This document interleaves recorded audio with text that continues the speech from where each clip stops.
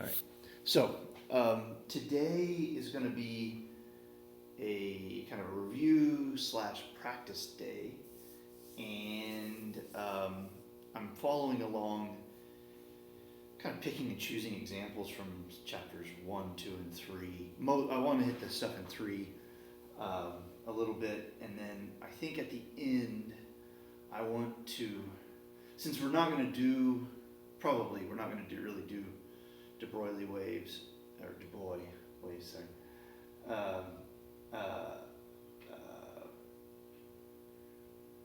with any kind of thoroughness. So there's some things I want to say that will kind of motivate the Schrodinger equation at least, and I don't know, depending on if there is time or whatever, maybe we'll actually do some more with that.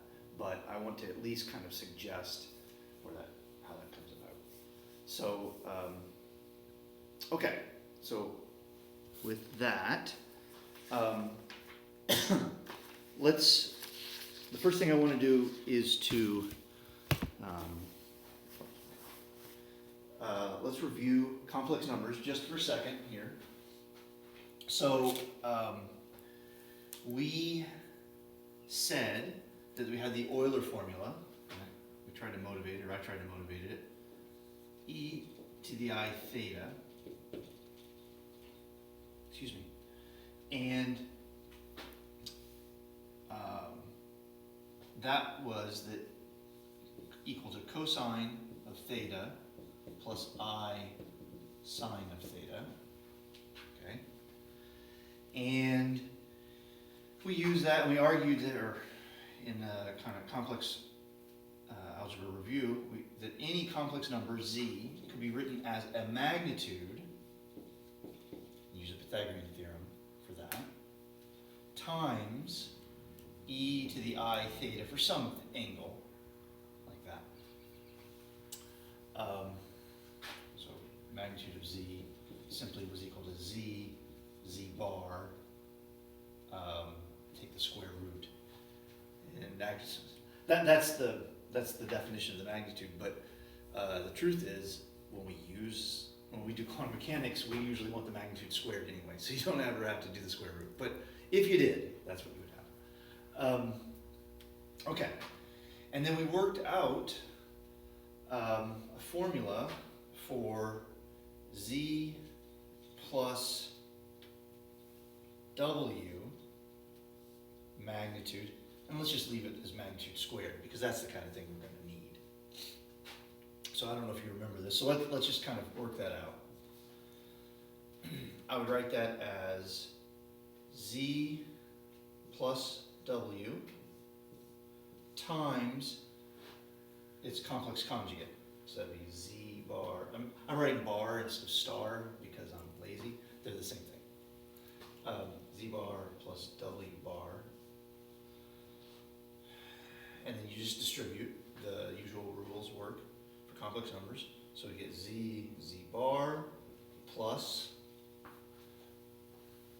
afraid this is not very visible for Marie. Here. Apologize, Marie. Z bar. I'm going to switch to black. Maybe that'll be darker. Green just doesn't show, I think. Z bar.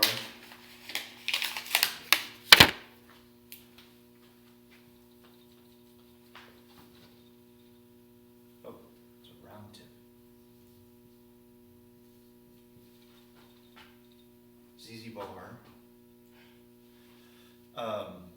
Plus, so that's these two, and I multiply these two, W bar, and then I get Z W bar plus W Z bar.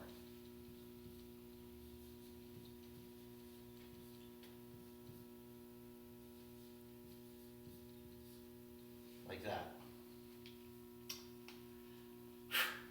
It's not hard, it's just tedious. Now we're going to use this fact to pull out and write everything as a magnitude and an angle, And I'm going to go ahead and label the angle according to the complex number it came from. So we'll have a theta z and a theta w for the two numbers. So this formula becomes, well, this is nothing other than the magnitude of z squared plus the magnitude of w squared, piece of cake, plus this would be the magnitude of z, magnitude of w. Now I have to think about the phases. So z is going to be e to the I theta z, and w is going to be magnitude w e to the I theta w. What's going to happen when I take the complex conjugate on w? Yeah, you're going to put a minus sign on the phase. So I'm going to end up with a plus and a minus on the phases on one term. And if you look at the other term, there's an overall minus sign. So you end up with adding e to the I times the difference in phases. Yeah. So I can write this as e to the I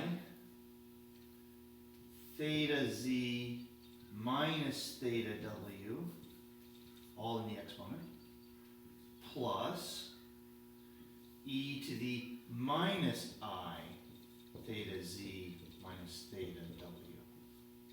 Because this fourth term is really just the complex conjugate of the third term. Is that okay? Yeah? Everybody's okay with that? And then, if you go back to some of the magical looking trig formulas, you'll see that this is related to cosine of the difference of angles. This is up to a factor of 2. So if I multiply by 2 and divide by 2, the most powerful math trick of all, doing nothing in a clever way, then we can write this as, we can say that the magnitude of z plus w squared equals the magnitude of z squared plus the magnitude of w squared plus 2 times the magnitude of z, magnitude of w times the cosine of the difference in angles. I'll just call that delta theta because I'm out of space.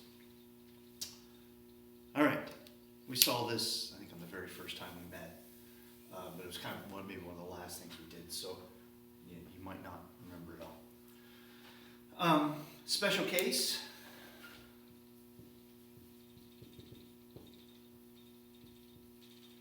What if the magnitude of z equals the magnitude of w? What if they're just the same? And just, if they're going to be the same and we don't really care, let's just say they're 1, just to make things clean. I mean, it's an overall factor. Well, so that the magnitude of z would be 1, 1 plus 1 is 2, and then I have plus 2 times 1, 1 cosine theta. In that case, what you actually get is 2 times 1 plus cosine of the difference in the angles.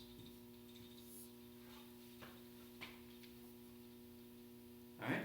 So what would that look like? Well, okay, so it's going to go up and down.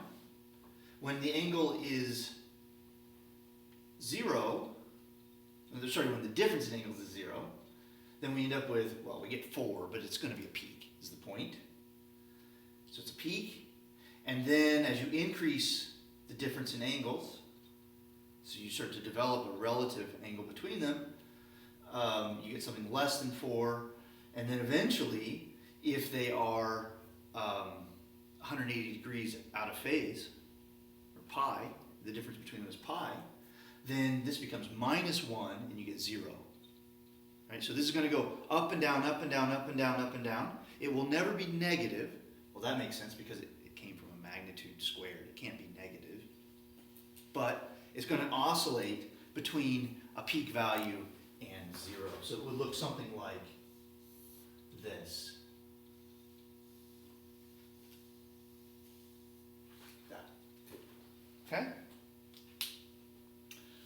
So, complex numbers, when you add them, or now using fancy quantum mechanics language, say, take a superposition, doesn't matter, it's the same thing.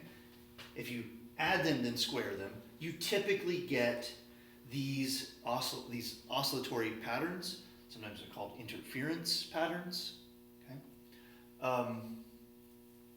okay, and it will just go back and forth between peak and dip, whatever. Questions on that? Because that's basically it. that is the math you need. The rest of it's just going to be. I'm going to restate what we did last time, the rules that we deduced for quantum mechanics. I'm going to restate them. We're going to go through a two-slit example, suggest how this comes out. It's this exact pattern. And then I thought we'd go back and kind of go through to kind of talk through what happens if you start putting a detector behind the slit and like how that kind of works out. And then kind of talk just briefly about Bragg diffraction. Do you guys talk about that in chemistry? When I was in chemistry, we talked about that. I don't know. I don't Bragg remember I if talked you about did. it, but I never find it. Okay, Yes. so it's how you determine crystal structures. There's one way. So, but again, it's the same thing. And then, or same basic idea. And then we'll go through the example that Feynman has of neutrons scattering off of a crystal and see what happens there. Okay. Sounds like a lot, but it's just this over and over and over and over. All right. All right, so let's restate the kind of quantum algorithm so far as we have it presented to us by Feynman. Kind of my vision here is we're doing it kind of rehashing what we did last time. Next time, Emily will discuss operators and matrices, and then we will kind of restate and summarize, maybe not just in the language Feynman would use, but kind of maybe the more standard way that's taught in the textbooks. They're of course equivalent. We aren't going to derive and motivate lots of things, but I'm going to just kind of restate them, because then I want to turn into these sort of paradoxes, and then usually people phrase them in terms of questions about the rules of quantum mechanics. So that's kind of the logic of what I want to do over the next month. Okay. So, what is the quantum algorithm? What did Feynman say? What do you guys remember? So, we had, what were the big distinctions that you have to make? What's the big distinction? Whether a measurement is made. Yeah. So, Still like the definition of measurement. again, which is all about, to be honest, it is all about what the foundational kind of paradoxical issues are, is how you define them. Are you looking for the probability and the probability amplitude distinction? Yeah, so probability, amplitude. So let's kind of take a step back. First of all, we have to give up on determinacy. That's just, experimentally it's true. we don't seem to be able to get rid of it, and we've been trying for almost 100 years now with quantum mechanical sorts of investigations. So the best you can do is treat things statistically. That already is a big jump, right? Newton would not have liked that. Einstein wouldn't have probably liked that. But that was not his major problem, as we'll talk about. So you have to give up on determinacy. And then we have to, so that means that when we talk about things statistically, we're not talking about a probability of ignorance. Okay, so we're not really meaning that that there's something going on we just don't know, and so we're just treating it like in thermodynamics. That's an ignorance interpretable probability. Right? There's a probability in when you have entropy or whatever, and you say, well, that's just there because we can't follow the individual motions, and so this kind of codifies our ignorance. This isn't that. This is a fundamental, kind of irreducible probability. Okay, and that's the only time ever that I think we've encountered such a thing, where that's the kind of baked in the cake. So it's a probability. So then you have to say, well, what are the rules for it? And the rules are as dictated by experiment. Okay, this is not something that you can derive. You have to appeal to experiment. This is how we're modeling this.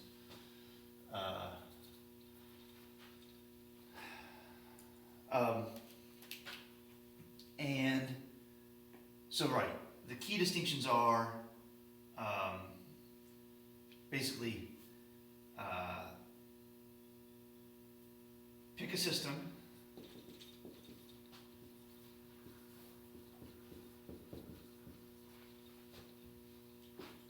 Pick a measurement protocol.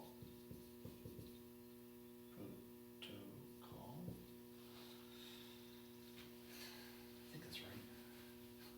I'm from Indiana, so I'm lucky I can read. So pick a measurement protocol, and then I can give you a probability.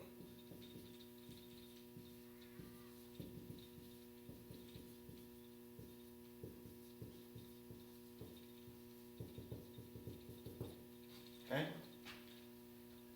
I can't give you a probability until you've done that. It's not well defined. Right? The whole process is there's no statement to be made until you've specified the measurement. And we saw examples where the choice of measurement changes the way it behaves. And I kind of want to get at that a little bit in these two-slit examples today. All right. So when we do this, we must keep track of things that have been amplified, measured things, and unmeasured potentialities.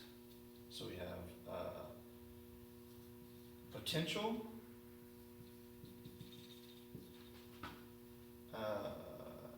properties, attributes,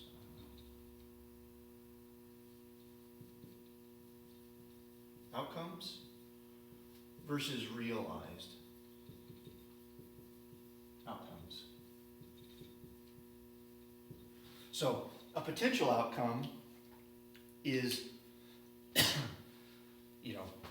consistent with various physical constraints like the amount of energy or the whatever, okay, things that could have happened in principle, versus what you actually got to show up in your detector, and this is an amplified result. The probabilities of realized outcomes have to glue together using, being a macroscopic big thing, or probabilities of the behavior of macroscopic big things. These have to follow everyday normal probabilities, whereas when things are not measured, it's a different set of rules. So the rules are this. We define a probability amplitude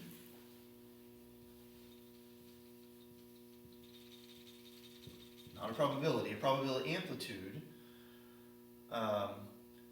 for each potentiality or potential outcome. We'll just call it potentiality. Consistent with a specific realized outcome.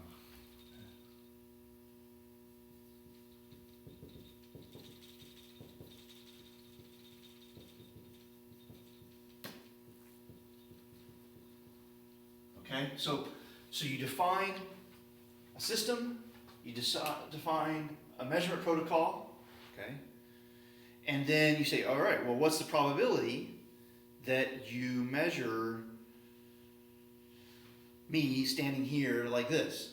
Okay, that's a well-defined, more or less, final thing that could be measured. So that would be the measured amplified result, is me standing here. Well, how many ways could stuff happen such that I do this?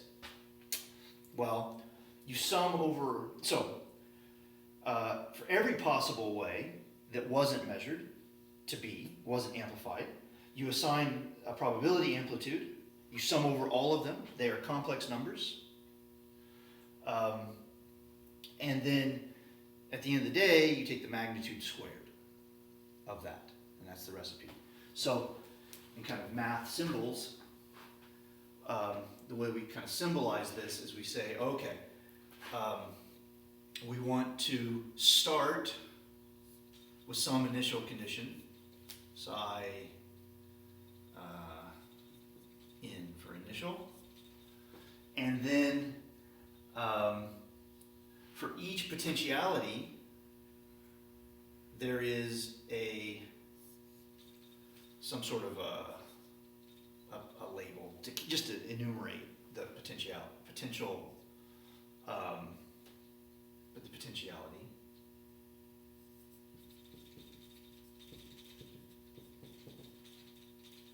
Okay, and so what we say is that the amplitude to go from the beginning state, the initial state, to the final outcome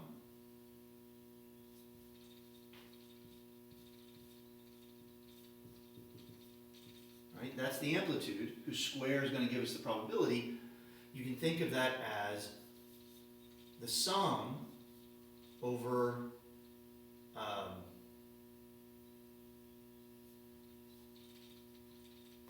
the contributions from each intermediate unmeasured potentiality. Okay. All right. So A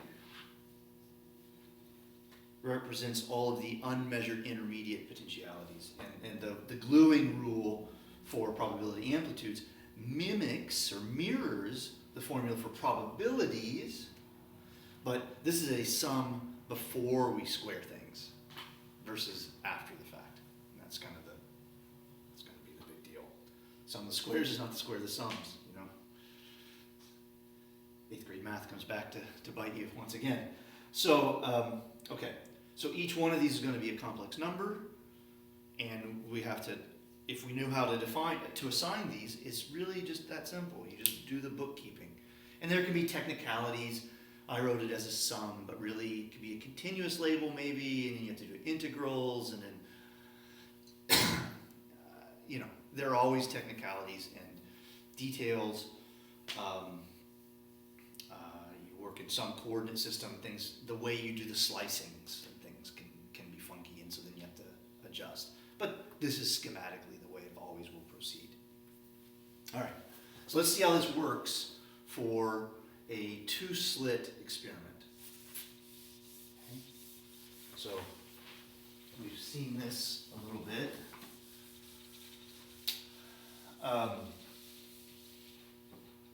So this is an experiment where I think it uses S for source, and then you have two slits. We'll label them 1 and 2. And then in the distance here, we have a screen. All right. Now, excuse me.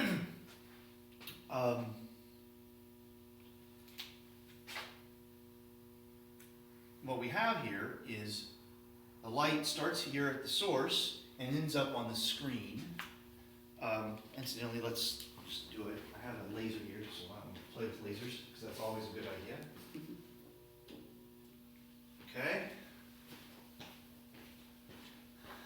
So I have a red helium neon laser borrowed from JCC, and hope it shows here. Marie's going to be able to...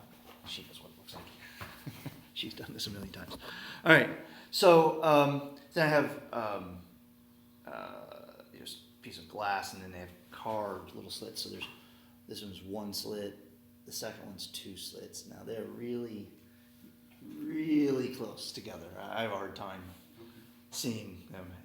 All right, so it's really close together. It turns out that to do this experiment with visible light, you need slits of a certain appropriate size, or else the whole thing kind of washes out. Okay, so here we go, and get the right one. Here we go. We can hold it still. Now, I don't know. I'm afraid I don't know if Marie can see that because it probably can't get enough shadow.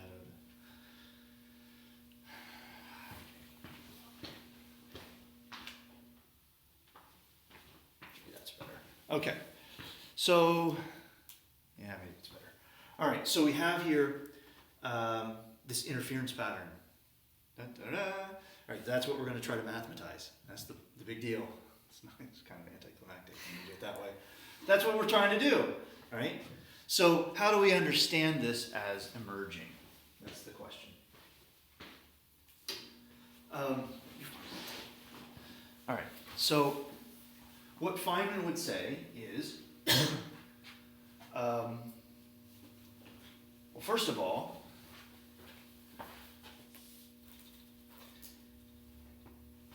can I say anything at this point? No. Because I haven't specified, so I'm talking about light, so I specified the system and the initial conditions or whatever, but I haven't really fully pinned down an experiment, right? So quantum mechanics is a formalism, which, the minimal thing you'd want to say is that it's really an answer machine to predict results for experiments. And so we have to ask a question about an experiment. So we need a fully defined experiment. So this is the idea we're going to imagine. We've got a screen. In this case, this is our screen, the board right here. But what you could imagine is, if you wanted to, we visually, so what's happening here is we see photons interacting with the board, scattering, and some of the photons then scatter into your eye, and our eyes are a good detector, it turns out, and the more photons that scatter into your eye, the more intensely you perceive the light. And it turns out our eyes can measure, I think it's like 5 to 7 photons is all it takes to trigger vision. So 10, less than 10. I think I was reading once also they actually think that the individual, there's some response to as few as like 3 photons. If 3 photons hit your eye in quick enough succession, it's enough, there is some signal. We aren't conscious of it though. But they did experiments at Illinois. I didn't know about it when I was a student there, but where they asked students to say, did the light flash, yes or no? Or say what color came out, or something like that. Well, and they could control the number of photons that would reach their eye. And at 10 photons, they could say 8, 7, 6, okay? But apparently, even when you got down to like 3 photons, even though the students couldn't see, they were not conscious of anything. When asked to guess the answer, they guessed better than 50. Like it wasn't, so evidently there was still some ability to read it, but it wasn't enough that you Can tell you're reading it. Yeah, but you sort of subconsciously knew more than what your consciousness did. Anyways, so if our eyes were 10 times better, we would be able to see in dim light individual photons like water droplets.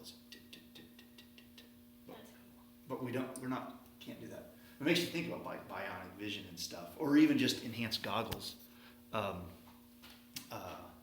if it would get better. All right. Okay, so what we have here is a final state, and the final state is going to be at some position here. All right. And just for definiteness, I'm going to, well, it's just some state up here, right? I don't want to get too technical here. All right. Now, what kind of angles are we talking about here?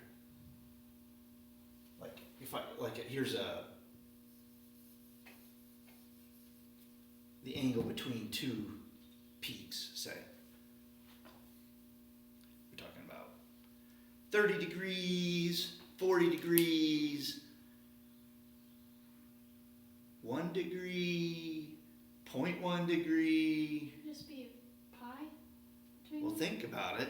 No, I'm not talking about the phase of the trig. I'm talking about the spatial, the real phase. Like, I'm talking about the angle, like the real geometric angle in this room. Well, okay, so the laser here, let's call it 7 feet, okay? And the separation is, I don't know, let's call it 1/4 of an inch. So if you were to like make a little triangle, this angle is tiny, okay? So we're going to be able to, at some point I'm going to appeal to something called a small angle approximation. And that's what I'm talking about. This angle here is so small that you can make some simplifications on the formulas. All right, great. Okay, so, I did my experiment though. Great. There we are. There we are. Okay, now, light starts there, and let's just choose some point right there. Now I'm going to just put my detector right there. Now I have a well-defined experimental configuration. Now, because I specified an initial configuration, I've specified the final state that we're testing for. Now I can try to do something. If I don't do, if I'm not so specific, it won't work.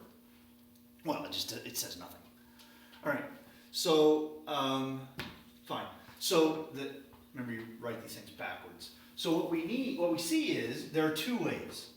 Light could go from here to here. Oh, one, two. Or light, and then over to the detector. Or it could follow the lower path. And we're going to assume that these are small enough that you don't have to worry about the thickness of there are all these caveats and things. Incidentally, the thickness of this, you can see here manifest. It won't show up on the camera, I'm sure. But you notice that there's an evenly spaced pattern, and on top of it, there's like a slowly varying peak dip, so that there's it's like a double dip here, and then a broad peak. That's actually the effect of the width of the two. So we're again going to ignore that. You can work it out, but we're just going to not do that. Okay, so Feynman would say, all right, let's go through this. What's the initial state? The source, okay? So I know the initial state, great. I need to construct the probability amplitude, all right? What's the final state? Detector. The detector, great. What are the possibilities? What are the potentialities that are unmeasured? If it's anywhere along the screen of the detector. So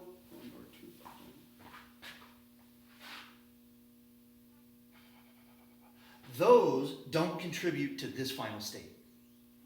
Those contribute to a final state where there's a bit of energy, excess energy on this wall. So you have to specify very particularly the final state you're looking at, and then that determines how you connect hook up all the little numbers. So for this final state, I don't worry about that photon. That would be if it comes from 1 or 2. Yeah, so I've got two options, two paths. Those are but I didn't measure them, so those are just potential contributions or at properties or potentialities. Okay, so I need to sum over the amplitude, assuming that it followed each of them. Now, so what I'm going to do is I need to say starts at the source, finishes at the detector, and then there's some sort of a probability amplitude for each of the two options. Okay? Now, so I'm saying that the total probability amplitude is a sum of two contributions, one for each potentiality. Next, how do we use the kind of sewing and gluing formula for amplitudes to relate, well, what do we say here? We start at the source, let's follow the first path. Start here, reaches point 1, put an X there, and then reaches the detector.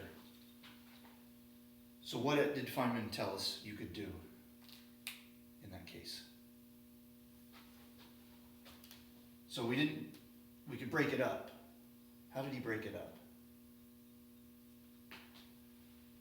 Well, you would go from the source to 1, and then 1 to the detector. That's the formula that mimics the probability, classical probability. So this thing, turns out, is equal to the sum over I, and we go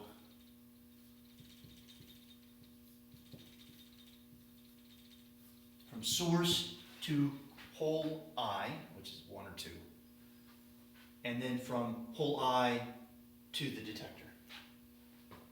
And incidentally, normally it's a little, you add in one extra little wrinkle, normally, and this is actually how you'd handle the wall, there's another little bit in the, it didn't just go from source to I and I to detector. You probably should think of it more as source to I, source to the hole, through the hole, then on to the detector. And that's how you distinguish, like this path, okay, and then when it hits the wall, it would be source to this point times the amplitude to get through the wall, which is damn near 0. You know, there's quantum tunneling. There would be small, actually it would be small probabilities, but like X, like just no. It was not going to happen in any appreciable amount. But it'd be amplitude from here to the wall. The transmission probability through the wall, though, is so close to 0 that this one has a coefficient. It's basically, it just doesn't contribute. You can just ignore it. And then it would, in principle, though, it would be from that point on through. Okay? Because, you know, what if, well, I don't want to get into Tom, but that's what you have.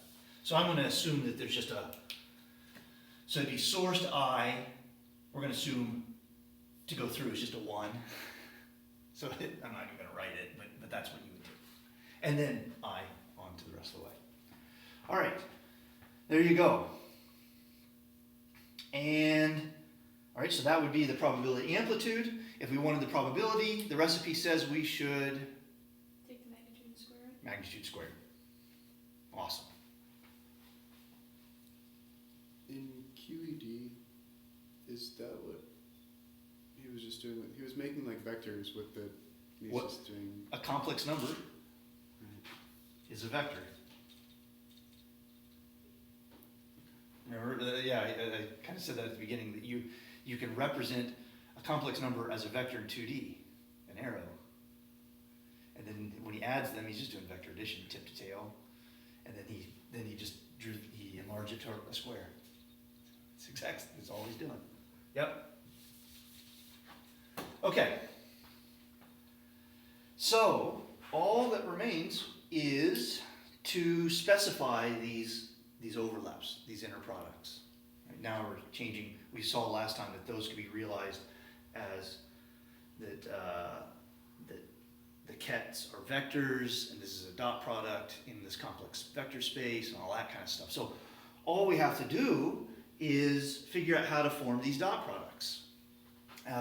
We saw with spin, for example, we said that plus z with plus z was 1, plus z with minus z was 0,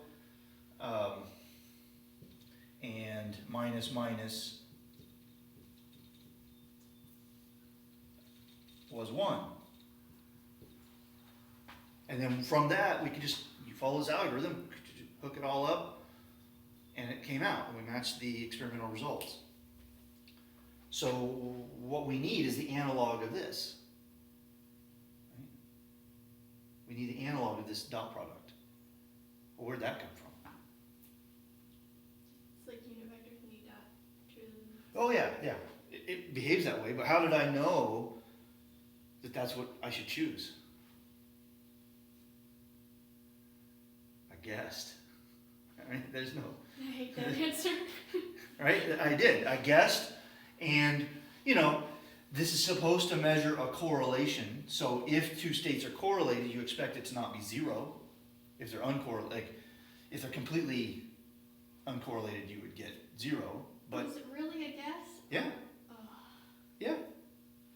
Well, there are smart ways to guess. And that's kind of the point I want to come to here. Okay. Well, we have the same problem. Only it's not spin. This was nice because there are so few options. It's up two states, up, down. So, all right. What are we going to do?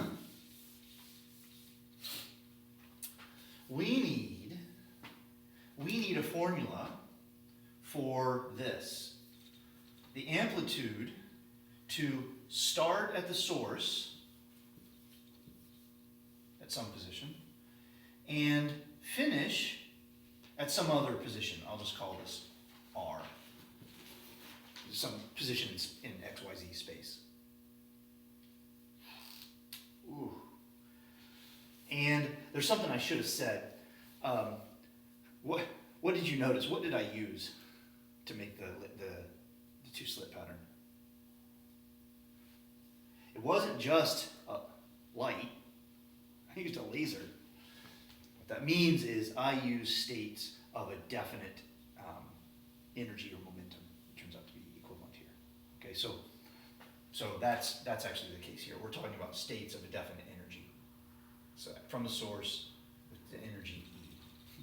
All right, that's the case. All right. Okay, so we want to go. I'm not going to write E all the time, but you should know that's. So to define this experiment, we had to really pin down this initial state. That meant it had to have a definite energy. And then we wanted the amplitude to end up at position R. Now, it looks kind of, choose whatever, you can try whatever you want, okay? You could try inverse hyperbolic cosecant. And the thing is, it has to, whatever you choose has to follow these gluing rules because you can compose them. Turns out random guesses won't work. So you need something which kind of has some sort of a composition sort of thing, and which would mean things like take something and you kind of multiply it times a function of the same basic form, and the answer is again of the same basic form, right? Because this is an amplitude, can be written as a product of amplitudes. So it's sort of almost like a fractal pattern where you can keep subdividing it and it somehow is self-similar. We need a function which does that. Exponentials, right? Multiply two exponentials, it's an exponential. That's going to be the one we want, right? Now, the way de Broglie figured this out was more, it was known that,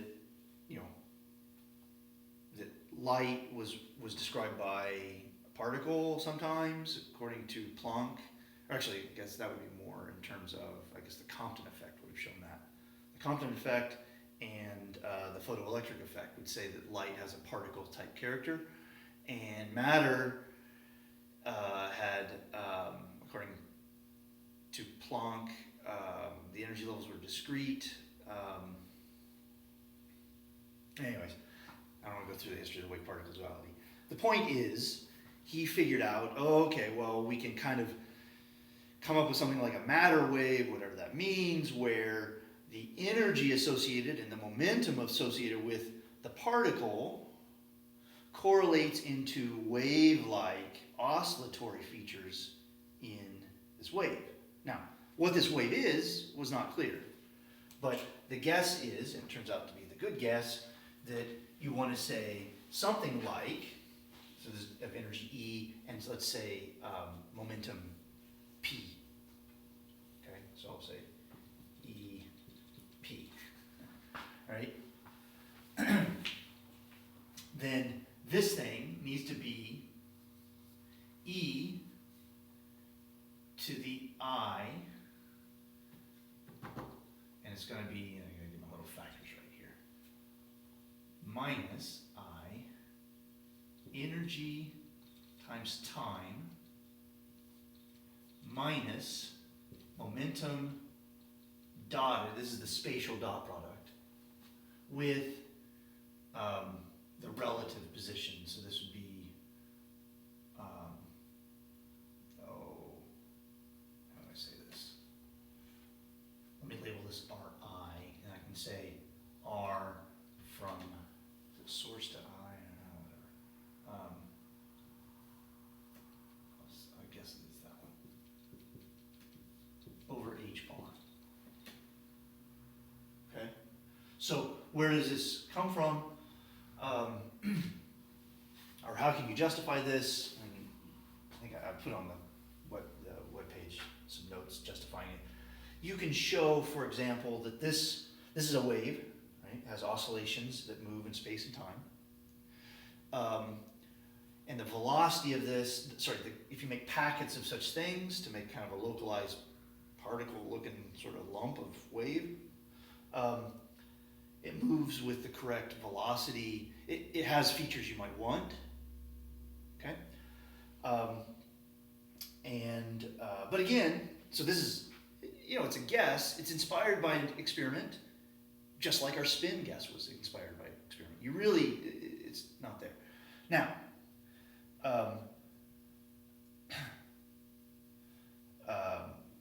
what will happen is, and this number here, h bar, is Planck's constant. It's actually the reduced Planck's constant. 1 So, point something times 10 to the negative 34. 1.04. Yeah, 6.626 divided by 2 pi. 6 times 10 to the negative 34 joule seconds is Planck's constant.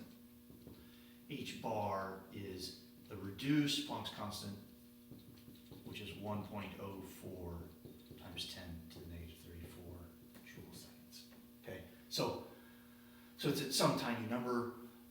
It turns out, so Planck discovered H in his work. It turns out in the formulas that come up, it's more convenient to use H bar. If you don't use H bar, then you end up with a whole bunch of 2 pi factors just making everything gross. So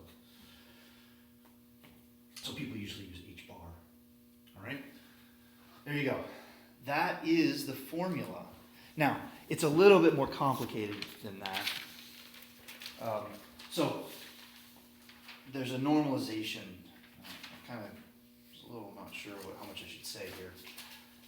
I'll just say it. It's not going to be relevant for us.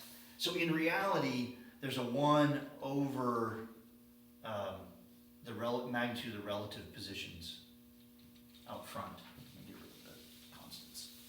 Okay. There's a normalization factor there, and this is here because we are talking about waves emanating from a spherical source, and so we're really kind of working in spherical coordinates, in which case when you want to say you want to square this thing and sum over all possible final positions, well, that will give you probability 1. Well, but then that means you're integrating in spherical polar coordinates, And so you get the measure, it's r squared dr d theta d phi, okay? Well, so there's an r squared coming from summing over all states. Again, we're not gonna do this, but it's there in the calculus. And then you need a 1 over r, so that after squaring it, they cancel, right? Just so that the book, so it's, you need this, things like this, these are the sorts of details that, this is the important thing. The physics is here. This is just there to kind of make it all work. Now, I say that, but there are times where this is important. It's just, so I'm going to ignore that for today. And because for these experiments, what we'd be talking about, well, it's basically the same for the two paths. So it's just like an overall constant. And so I'm not going to worry about it. If you really wanted to get down the exact probability, not just the pattern of the probabilities, then you'd have to pin down the normalizations, and that's real work.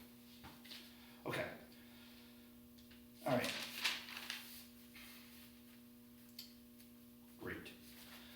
How do we make this work? Well,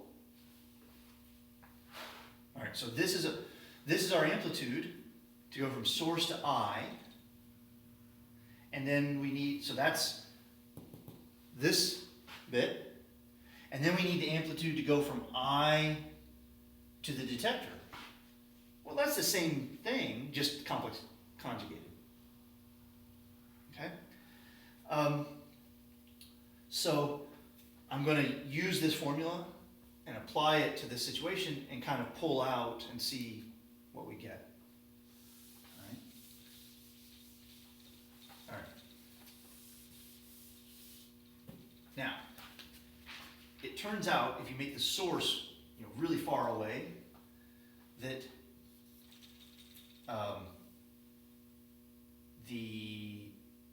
it turns out is very, very, very close to this. It just turns out when you think about it, all of the difference comes. So this stuff is basically the same between them. And we can go through, they would just add minor details. So I'm going to ignore that. We're going to focus on what happens after. That's going to be the part that matters for us. Okay, so I'm going to work in the approximation where these are the same. If you don't like that, we can, you can do it. It does not add anything to the computation. So if I do that, then I'm going to write the following. The probability amplitude to go to the detector from the source through all ways is going to equal, so I'm going to have detector through 1 through the source, plus detector 2,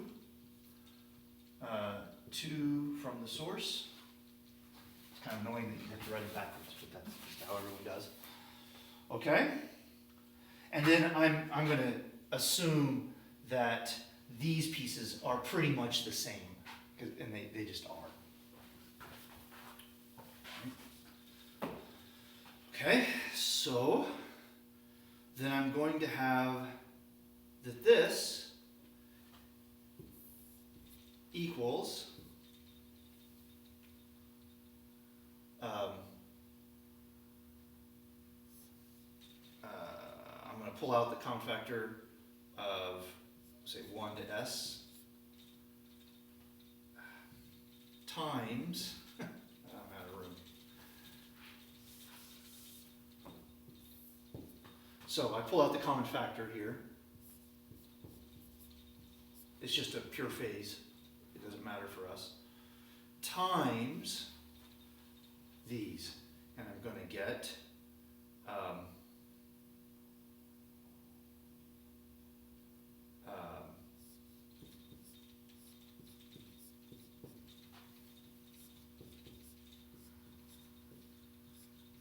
like that. And I'm going to use my formula now for these. So this is going to be at position R detector. And this is going to be at position R1. Like that.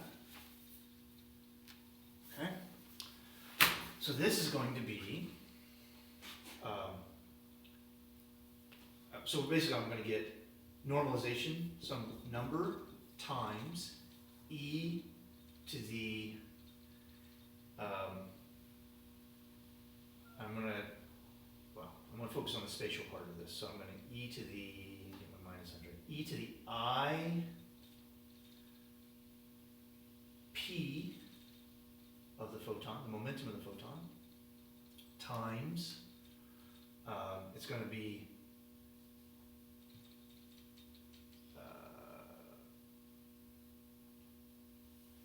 the relative vectors. It's going to be r from detector to final minus initial, so it would be d1 over h bar plus e to the I p is going to be r d2 over h bar. Right, so this is the same kind of formulas that we had. And I'm pulling all the stuff that's uniform, this is the same and just irrelevant out like that. So there's some numbers here which have to do with the stuff going on out front, things that, and the 1 over r factor, the normalization thing. I just don't want to worry about all that. It doesn't matter. It's a constant for us. These are the relative vectors. When you put a vector with 2 subscripts, it's final minus initial. So there's actually it should be from first to second. So it should be 1d. I apologize. 1 to d, and this should be from 2 to d. But that means d minus 1. It's the relative vector. Whew. Okay, so we do that, and then what are we going to get? These are dot products here, spatial dot products, not Brockett dot products. Well, these are complex numbers. There's a magnitude, something out front. What's the magnitude? This is a pure phase.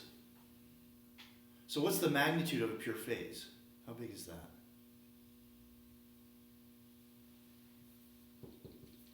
E I theta times e to the minus I theta, 1. Because the phases cancel. So pure phase is magnitude 1. These separately have magnitudes 1, so I can work out, this is the amplitude to get the probability. That means I take the amplitude squared.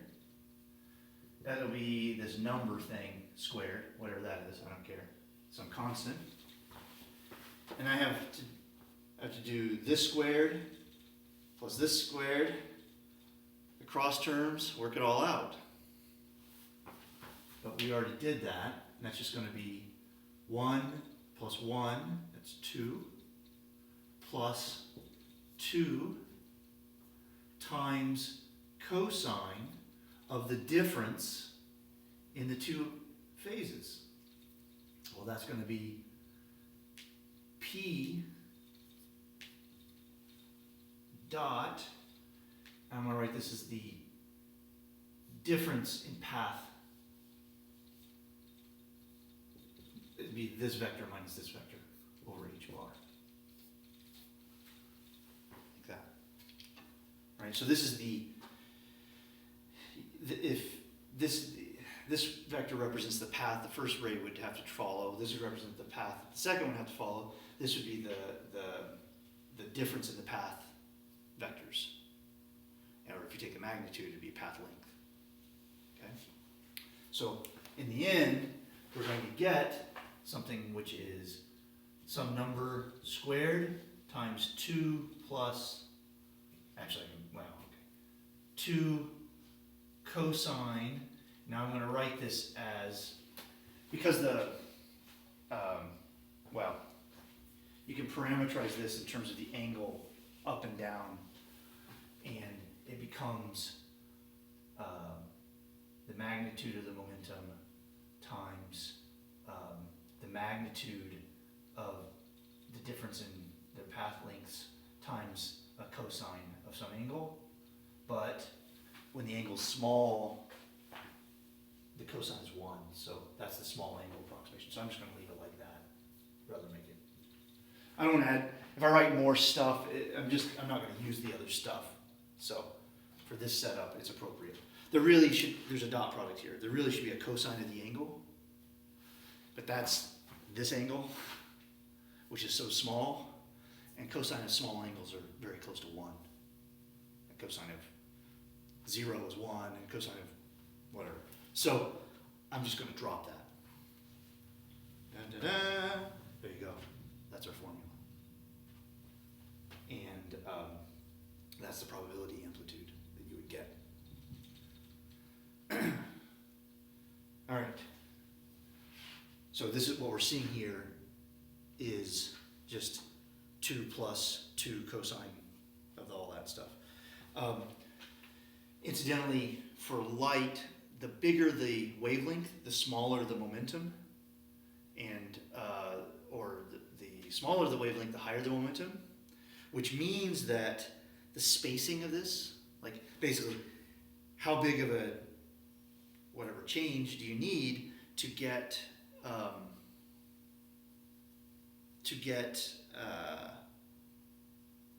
peak or dip will change with the different colors. So if you've been looking at QED in that book, he's got a graph in there where he talks about say red light versus blue light, and there's this, the pattern repeats but on different scales. That's that, right? It's just that the momentum associated with blue light is different than the momentum associated with red light because it goes like 1 over the wavelength. So you get a spacing change, but that's it. Yep. Questions? Do you see how the algorithm was applied?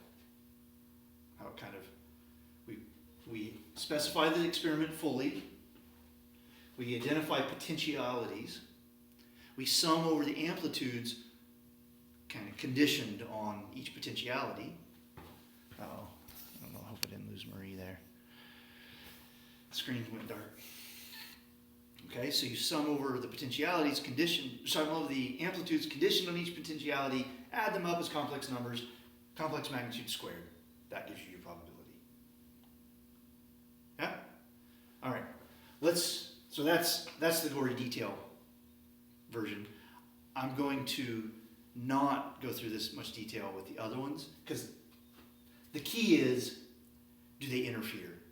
Do you get the sum of these things, and you're going to get these interference patterns, is the key thing. So what I'm going to do, and it always works, it's the same algebra over and over and over. It's always the same. So it's really the same,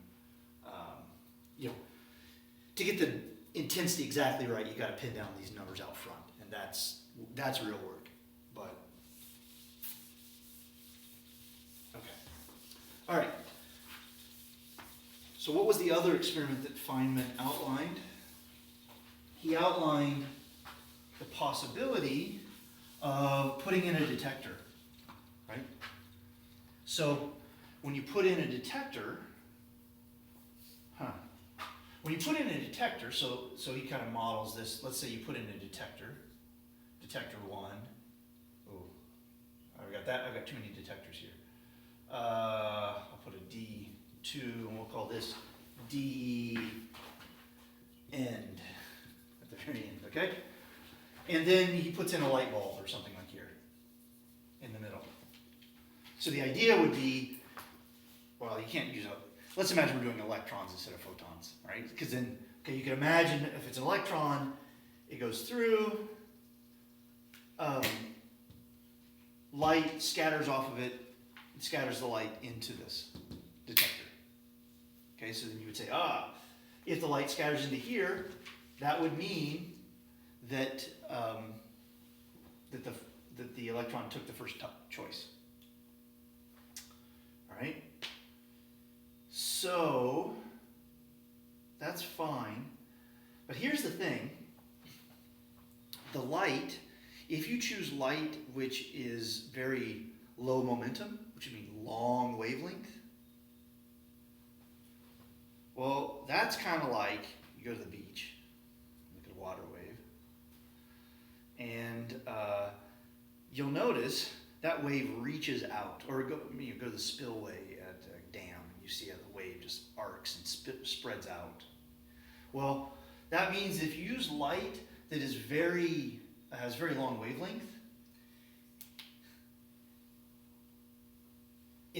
it may, or it will actually kind of, the wave packet associated with it or whatever will be, the wave description of it will kind of reach out and touch both. Okay? On the other hand, you could use really short wavelength light, in which case you would expect the kind of false detection rate to be low. Okay? So you got to think about that. All right? When you change when you change your experiment, then you have to think more carefully about what you're actually measuring and make sure you do, because it's all about bookkeeping. So you got to really do the bookkeeping carefully. All right. So what we're going to do is think about, okay, so the source is the same. Fine. Actually, what's the initial state? Let's think about that a little bit more carefully. The initial state would be, let's do electrons, not photons. Electron is here.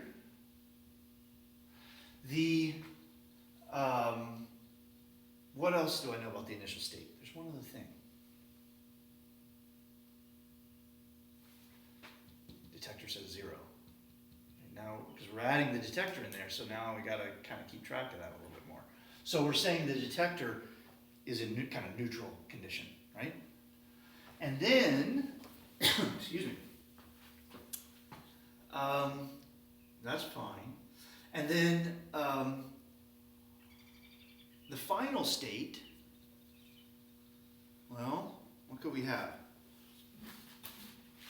The final state would be, you get a click here in this detector at the end, and you get a click here in this detector, and not in this one, say. Right? So what we're going to do is ask about the probability for an electron to start there, this detector being neutral, and at the end, this detector have a reading, and this detector also click at some position, and then work it all out. All right. Now, I'm going to write it. A lot of the little bits are going to be the same as the last one, so I'm not going to write down the exponential, the real formula. I just want you to see that you guys have all the details. You could pull it all together. But instead, I want you to think about the presence of the detectors and the role that they're going to play.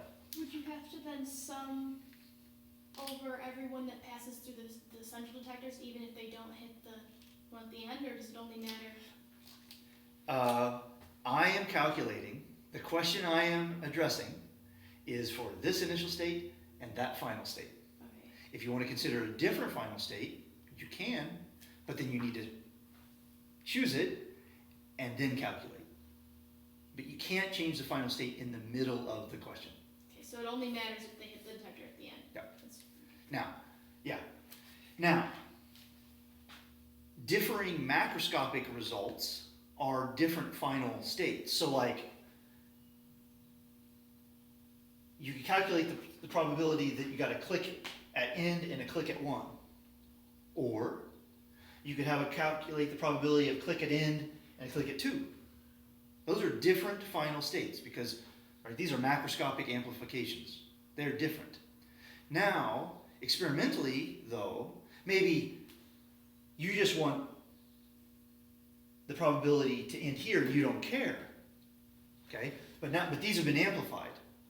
So what you would have to do then is treat those relative probabilities or conditional probabilities as kind of classical things. So you would say, oh, well, that would be the classical probability to go to this final state plus this final state. And that would give you the probability to have some sort of a click and that final state. Okay, so here's the deal.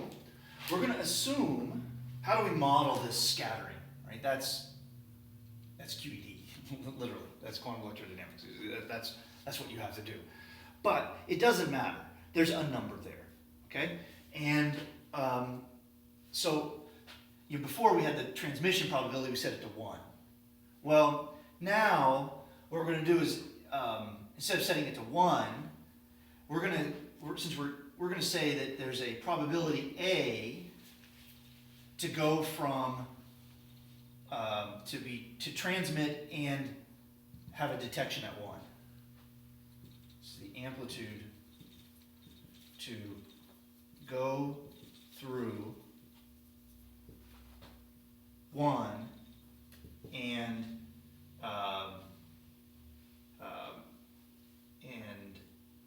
trigger detector 1. Right?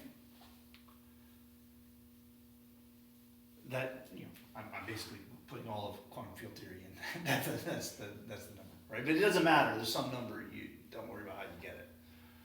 Okay? Is that the only? So you're sorry. Yeah, go ahead. You're saying so.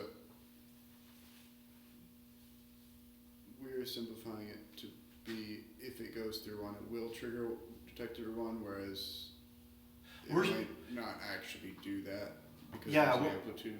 We're going to say, so our final state is there is a click and there is a detector at the end. So therefore, to have a click, it would have had. It has to have, Okay. right? If we want, we can go through and add the other possibility, but that's another experiment. Okay. It's another final state. And then what you have to do is after you finish those calculations, then you combine those relative probabilities classically.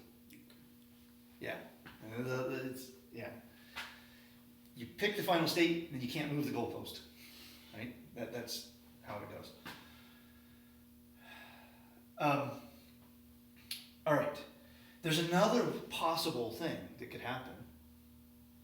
Think about those wavelengths. If you use really Could go through 1 and hit, and cause detector 2 and 1? well, if detector 2 clicks, that's a different final state because that's macroscopic. So now Go it through could 2 go and- through 2 and hit 1. Yeah.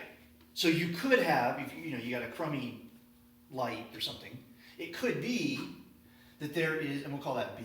I think that's what Feynman uses. And this would be the amplitude to go through 2 and trigger detector 1. That would also contribute to the same final state. All right. Now, where do you get these numbers? You can calculate such things from quantum electrodynamics. They're going to work the way you think they work, or I'm going to try to present it like he does, where it's very intuitive, and it's like, oh, well, this is what should happen, and it does happen, but you have to really work it out, and we want to show that. But it does. It hangs together. So here's the deal. If the light here is very long wavelength, it's spread out, it's big, it basically correlates equally with both holes, in which case A and B are about the same.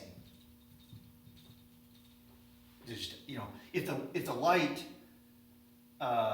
is so spread out, the wavelength, then it talks to each type of particle equally much, in which case these coefficients are the same. On the other hand, if this is very short wavelength, then it will, basically the misfire would dial to 0. Okay, so I'm just going to say that. I'm going to leave these as parameters so that we can see what happens to the probabilities as you adjust the light source and as you contemplate different experiments. How do you go from kind of from quantum patterns to classical patterns? How does this work? But all right. So I'm going to say long wavelength light corresponds to A is about the same as B. Whereas short wavelength light corresponds to B is 0. Okay? That has, I'm just trying to make a plausibility argument. It's borne out. when you do the calculations, but they're beyond us at this point. This is the kind of thing, the usual Schrodinger equation, working out all the grubby minus signs. That's the kind of grubby minus sign you have to work out, right? I'm trying to highlight the structure of what happens. Okay, so let's see what happens now. So I need to find the amplitude to go from the initial state. So I'm going to label my initial state as source, and I'm going to put something here. I'm going to say neutral, right? Some neutral state. No or rest state or no, default or whatever. Nothing happening. And then the final state is detector at the end and detector 1 fires. I don't know what, all right? Okay, so that's what I want. That's my initial state, my final state. I want to calculate that. So let's go through this.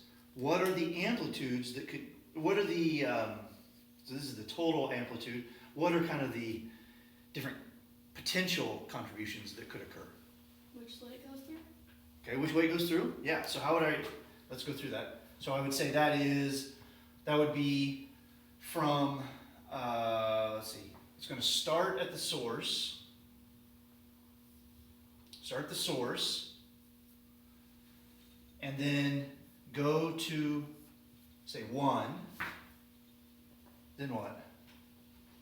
Then from 1 to the... From 1 to the end, yeah. So then I'm going to get...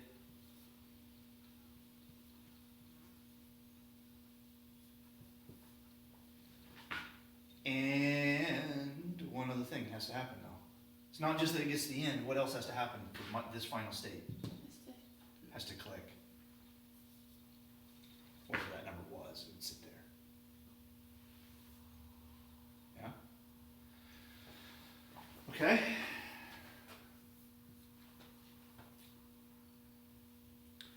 Now I do the same thing for the other possibility. B, detector at the end, 1, oh sorry, 2, sorry. 2.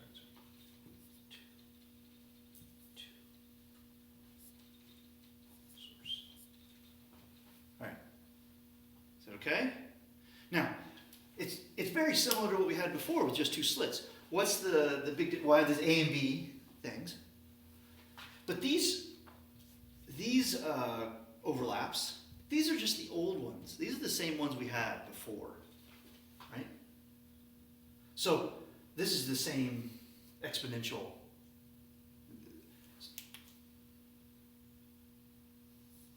So these are same objects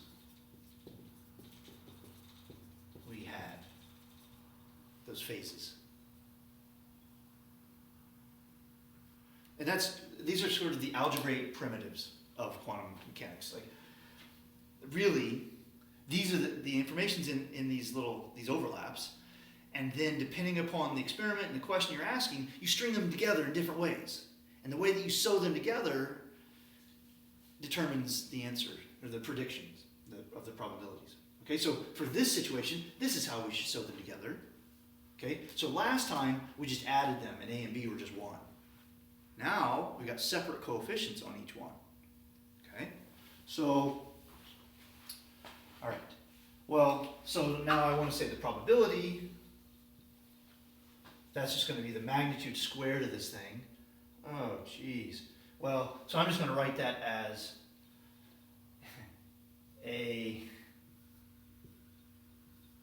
I'll fill in the details here in a minute. Detector 1, 1 source plus B detector 2, 2 source. Okay, so that's what it is. But let's kind of look at what happens now. What were the 2 limiting cases? Let's kind of get a feel for what's going on here. What do we get for the two limiting cases? Well, when it was long wavelength, which could not distinguish between the two, right? Which would be the same as no detection, right? Because if you can't, the whole point of the detector was that you could tell the difference between 1 and 2, but if you use long wavelength, you can't tell the difference between 1 and 2. Guess what happens? Okay, that means A and B are the same, or very closely the same. So if A is the same as B, well, this just goes over to A squared times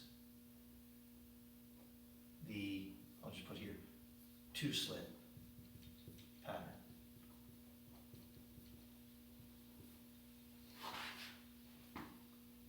Right? Should I put more there or not?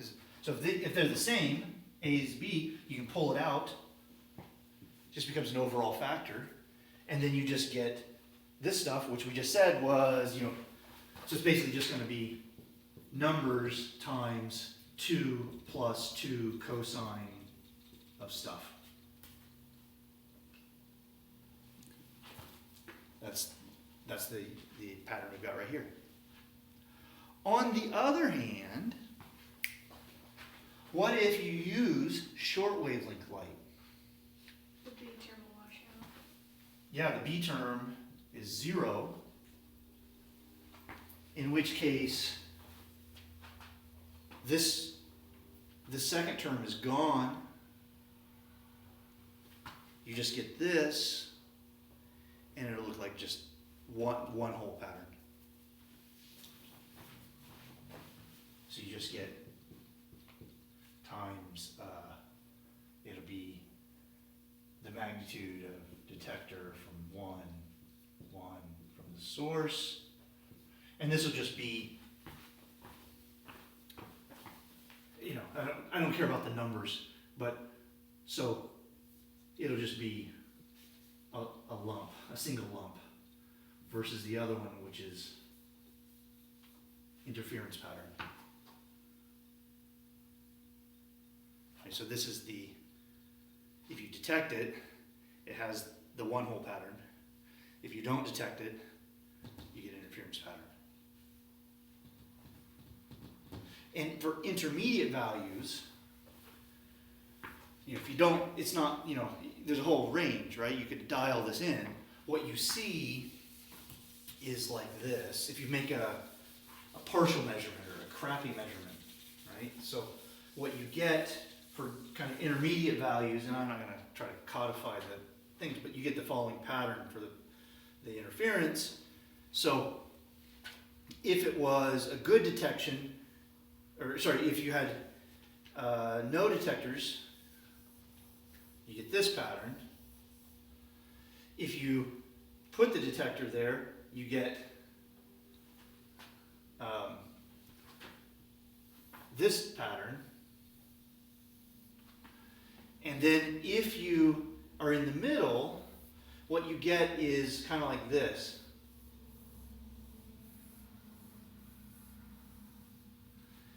Notice, I know my artwork's crappy, but I was trying to be careful. These went all the way to 0. These don't. As you dial between the two patterns, basically. And it won't. This is not a full interference. You never go all the way to 0 here. And it's that fact, right? You could say something like this height it'd be something like it would be this.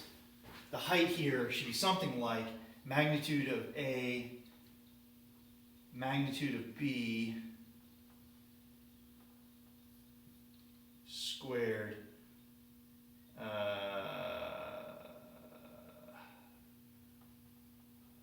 minus magnitude A, magnitude B minus A squared plus B squared, something like that. Something like that is the pattern. Maybe plus or minus, it's minus plus. But the point is, when you work out those arbitrary complex, the magnitudes kind of combined in this pattern with numbers. And then if they're all equal, well, then it can go down all the way to 0. But if they're not all at 0, it's got some height there. Okay. All right. So what do we see? Well, we see that the loss of this interference pattern is associated with making or kind of partially correlating the system with the detector. And that's what happens. Questions on that? All right. Okay.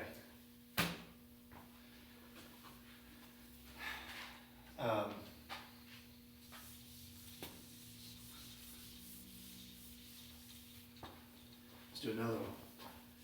Bragg diffraction. I'm not going to do the formula because it's kind of going slower than I intended.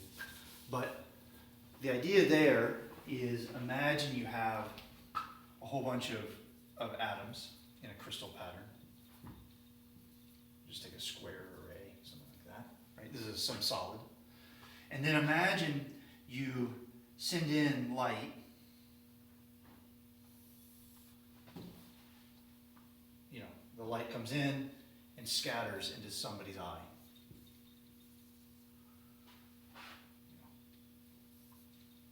Something like that. But, okay, if the initial state is here and the final state is here, what should we do?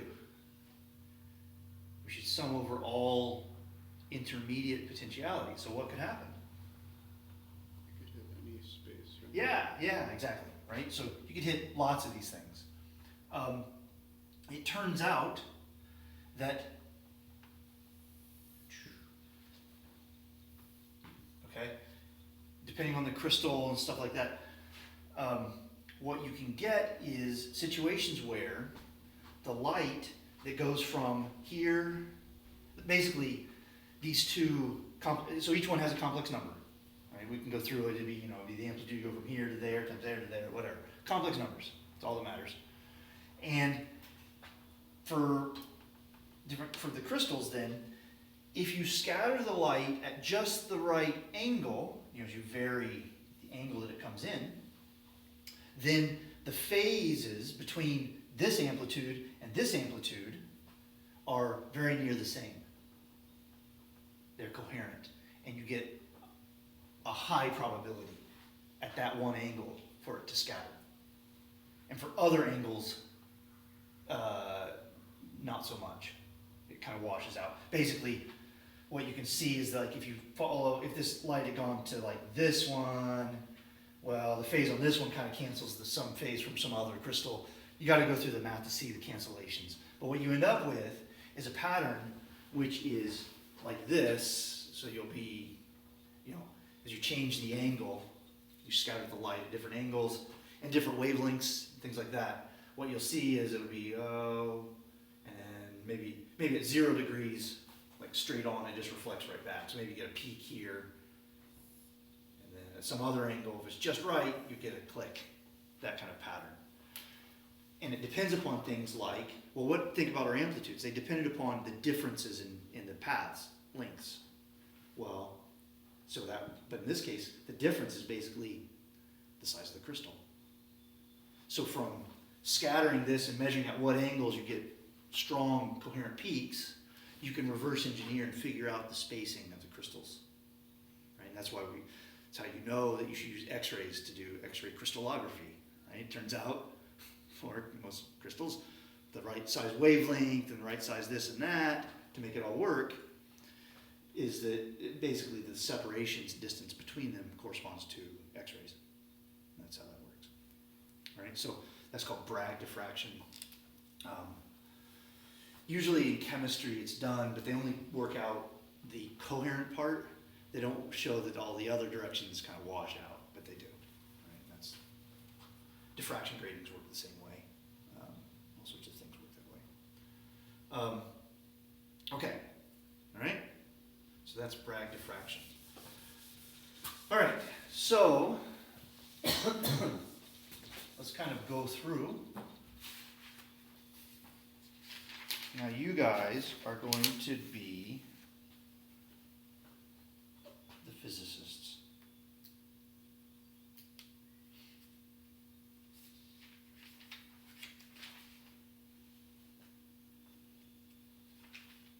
All right, here's the setup. You have a beam of neutrons going in. We're going to shine it on some crystal, some regular array of atoms. But a neutron is neutral, so it means it doesn't really talk to the electrons at all, or not significantly. So it really, this is the nuclei of the crystal, of the atoms that matter for us. Okay, some regular array. And then we have some detector. Your eyeball. Probably shouldn't use your eye. Great. So, let's lay out how you would do this. Emily. You guys, Marcus, Emily, you guys are physicists. Go to the board. Figure it out. This is what real physicists do. They don't copy somebody else. You have to do it. How would you do this? Well, you have to sum over all possible angles at which the neutron comes in, right? Okay, you could say that, or let's maybe just label the atoms by I. We're not going to do it with. Oh, okay. Just label them. So it would atom go 1, 2, I, whatever. And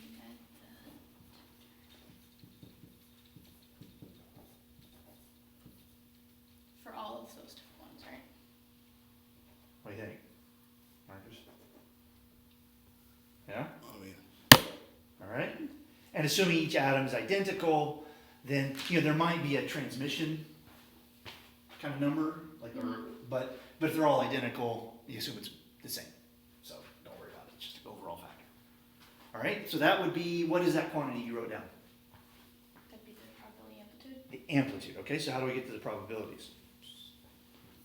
You just take the magnitude and square it. Magnitude squared. All right. So let's do that.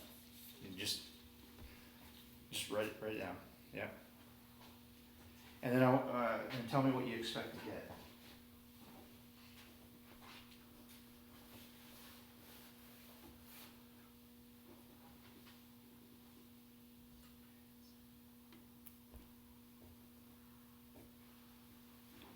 I don't want exponentials. I just want, formally, just write the magnitude, sum. So Yeah. That's all I want. Yeah. Okay. All right. Marcus. See? What do we expect the graph to sort of look like? I'm not looking about think about Bragg diffraction. What do we expect that to look like? We just want the one clump, right? Yeah. So maybe two bumps actually. Okay. But yeah. So all right. So draw that graph. So we said It doesn't matter where they are. Just lump. Yeah. Okay. All right. There you go. So awesome. You go do the experiment. This is what you see.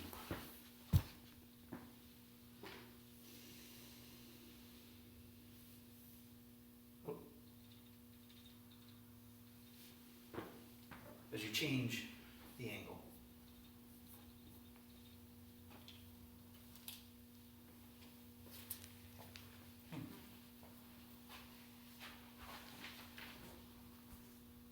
Oh crap. It's not a total disaster, right? What's the good stuff? Still have the You got the lumps, yeah. You got the peaks. So, I hope this is still recording. But the damn thing doesn't go to zero. So you give up. You can No. Well, that's my contribution. So now right? You're the theorist, right? You're supposed to know everything. You'll be able to answer everybody's questions about the meaning of life and everything.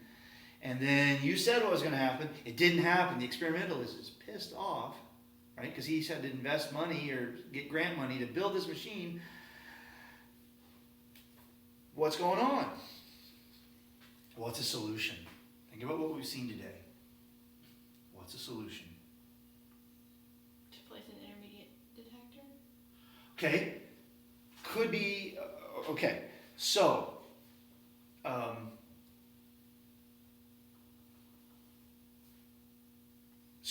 there's, you're thinking right. When did we see that you could get partial interference or partial patterns? When there was A long wavelength. Well, in between intermediate Yeah. and long short wavelength. all right. Now the experimenter, he knows it, all that's there, right? He built it. It's neutron source, crystal, eyeball. Right? There's not an actual detector there beyond what's here. Therefore, this thing must be detecting more than you thought it was. How can that be? What did we assume here when you wrote this down? Then it came in, hit the crystal, and went straight Uh-huh. back up the eye. Yeah, but think about how did you combine the potentialities? Why did you write magnitude sum versus sum then magnitude? You assumed that all of these were unmeasured outcomes. But what if, in fact, there's a partial record of where along the crystal the actual event happened? If every once in a while this was changed, turned into that. Then you do the experiment, the crystal now contains an imprint. So it's the same as taking a measurement and it mucks the whole thing up? Damn. So how could that be? So right now we've talked about these. What did this eye label? Any of the... Crystal and really just position of the crystal. Well, that's there's no mystery with positions. You've got that part handled, right? So there must be some other property that was detected. Momentum. It could have been momentum.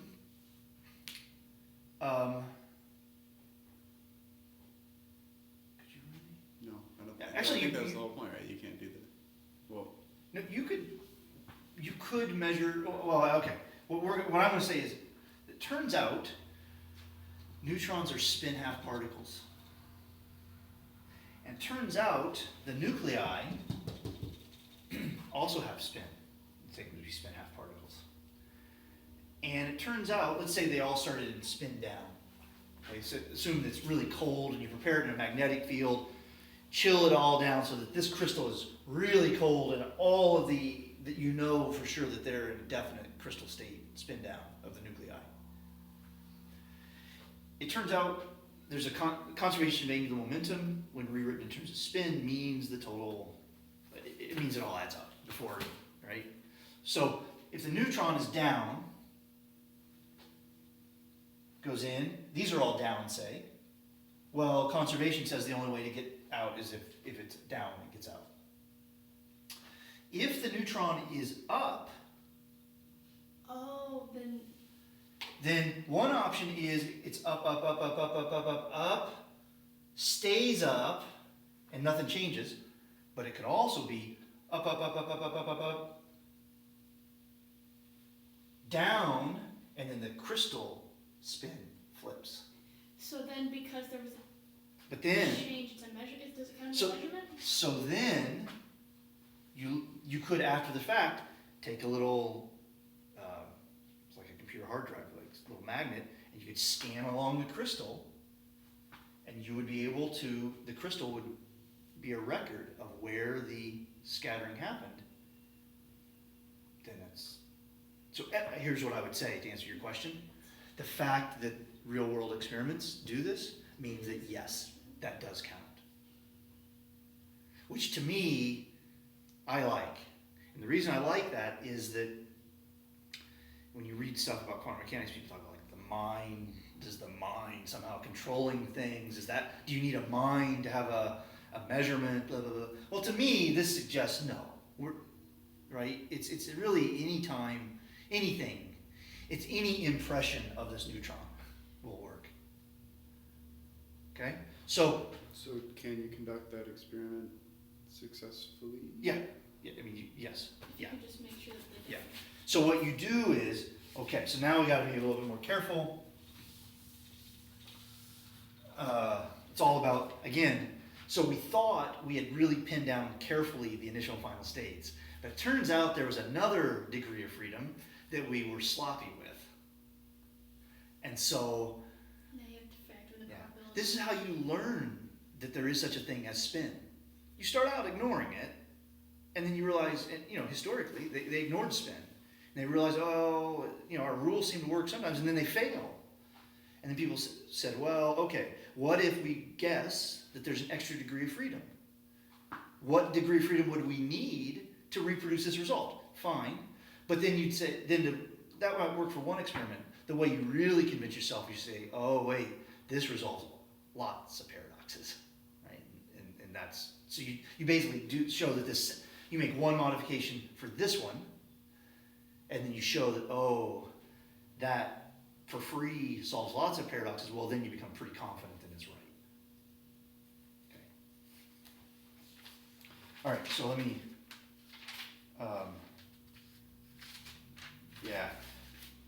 excuse me. All right, so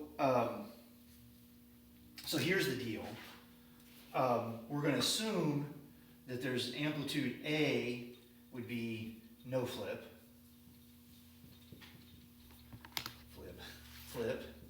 and B is going to be flip. Okay. And so the way I would do this is, okay, I'm going to as a theorist, I would say I'm going to postulate there's an extra degree of freedom. We'll call it spin. It could be whatever, right? And you probably start small, right? You say, well, I'm going to assume it's a two-state option because 2 is easier than 3, and if that doesn't work, then you need 3-state, whatever. You feel your way through it. Now, with years of experience, and we now know lots more, there are patterns to the way that all the pieces hang together in quantum mechanics, so we can actually make a very good, it's not quite so just guess, but historically it was. You just guess. And now we're quite sophisticated at guessing, and so it's not really so ad hoc, but I'll come to that in a minute. All right, now I've got it, but now if I've got extra degrees of freedom, that means my initial and final states are different. Okay, so they're trying to tell me my car's extended warranty is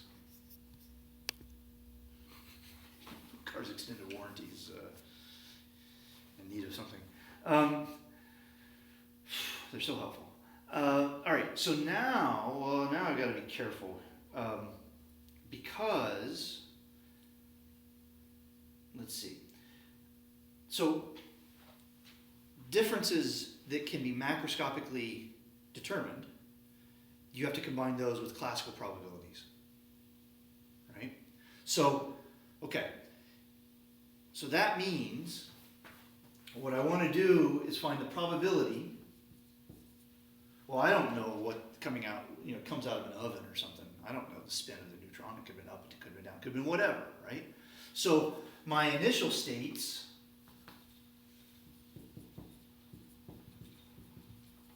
could be neutron at the source and up, or it could be neutron at the source and spin down. Yeah? And the initial state on the crystal, I'm going to assume that the crystal is all downs. You know, assume I can prepare it that way.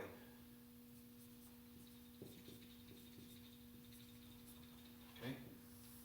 So my initial state could be that the neutron, this would be the neutron, this would be the crystal. The neutron is starts at the detector and is spin up and everybody's down, or the neutron is spin down and everybody's down. Okay. Now, it turns out, okay, so then we have an amplitude for no flip and we have an amplitude for flip. It turns out there's a conservation law, this usual conservation of angular momentum, but rewritten in classical or in quantum mechanical language, which means that if the neutron starts down and the crystal's all down, it's going to be down when it's done. There's no flip possible. You can't start with no angular momentum and at the end have angular momentum. Or in this case, you can't start out with 27 bits of down and end up with 28 bits of down or 25 bits of down. The total amount has to add up, start to finish. Okay, so, but these are different initial states. All right, and what are the final states?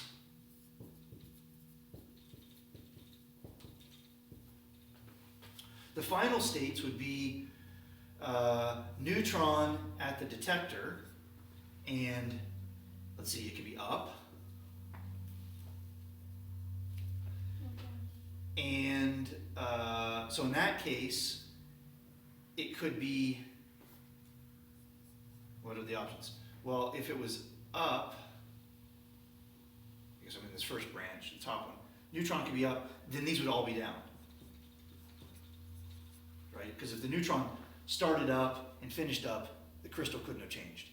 But it could have had, so I'm going to erase this, I'll copy this down below. I could have neutron at the detector and down. Then it would be either up or down on the crystal. Yeah, so what you would have is mostly down, and then in the ith spot, you would have a flip. You know, somewhere along that crystal there would have been one. And each possible flip, each possible place is a different final state. So you should sum over each possible state, yeah? Okay, so for this initial state, these are the outcomes possible. There are if the crystal has n particles, it would be n plus 1 possible final states. You have to add up all those probability for each situation, add them up, okay? Then the other case was the end state was neutron was start at the source and was down, and the crystal started all down, and then the final state was the neutron was at the detector and still spin down, and they're all down as well. Okay? Again, start all this stuff by enumerating initial states, final states. Okay? All right. Now, I think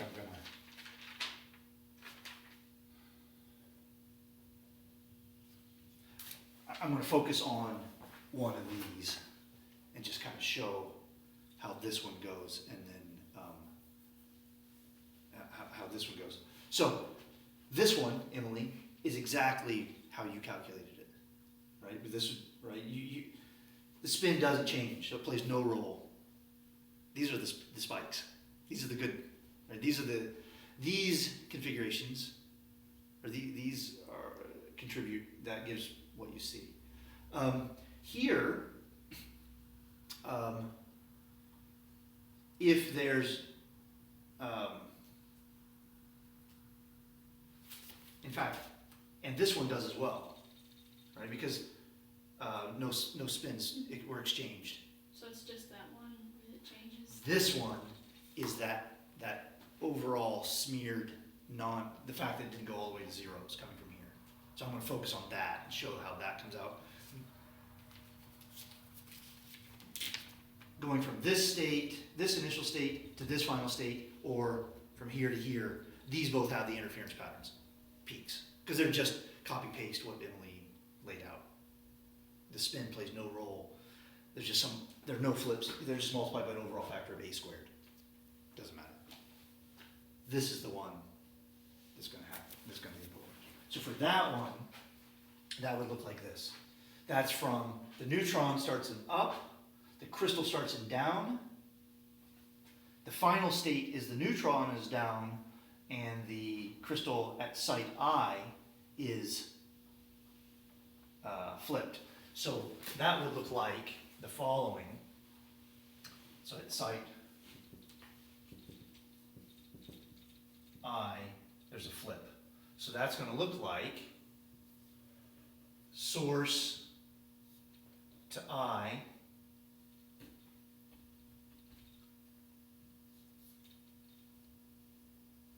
but there's a detection. So then I have to find that as that, then that's treated classically. So that's this probability squared times the amplitude for the flip times I to the detector squared. Right? This is at site I,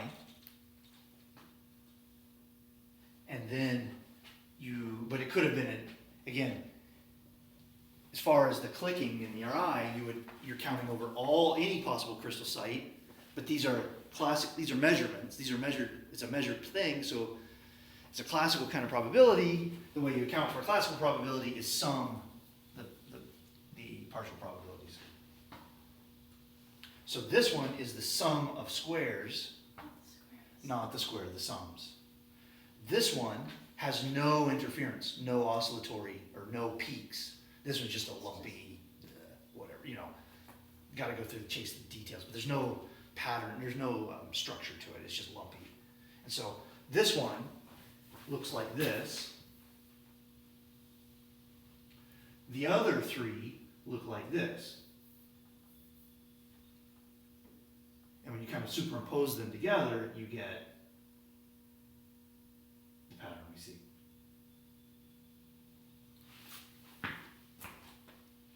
That's how it hangs together.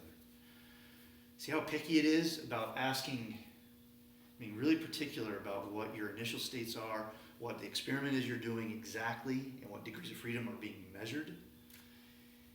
But it also, I don't think, has anything to do with your mind, right? Because if you didn't know about spin, Still get the same. right? It tells you that there was something called spin. So you didn't need to know about spin to collapse a wave function about spin. It happened on its own. So to me, it's not about the mind. It's really about the system kind of being impressed on the universe around it, the apparatus and machinery. Okay, questions on it? Do you feel like you're understanding the logic of how that's going? Marcus, you look like you have a question. I understand the logic of why it is the way it is. But, okay. Yes. But you look like you had a question. Yep. No. No? All right. I'm not getting some of the details, but I don't think that's necessarily what I'm going for right now. So What? yes. Are there particular ones? No, just like in general, like. But I'm understanding what you're saying. Yes. Okay. All right. I'm not giving you enough information to get the detail. I mean, like. Yeah. That's the normal traditional course. You'll grind out these numbers and whatever. All right. And that's fine. What I want to do is, what time do you have to go? I want to make sure I don't. You got to go 12, right? Marcus? I'm good all day. Oh, okay. All right. I wanted to just connect this up a little bit and talk about the non-measurement stuff. How do we make these guesses is what I really want to talk about. I've kind of presented like it's just a guess. And it is. But I'm not doing it I'm not giving it, it's just. More of an inference than a guess. Well, okay, so here's the thing. For this structure to hang together, you can't choose these dot products randomly. Right? You can't. So, things like, it has to be, it turns out, let's say, the probability to go from here to here, or sorry, the amplitude to go from here to here, must be, well, those are initial and final states. What's the, what are potentialities?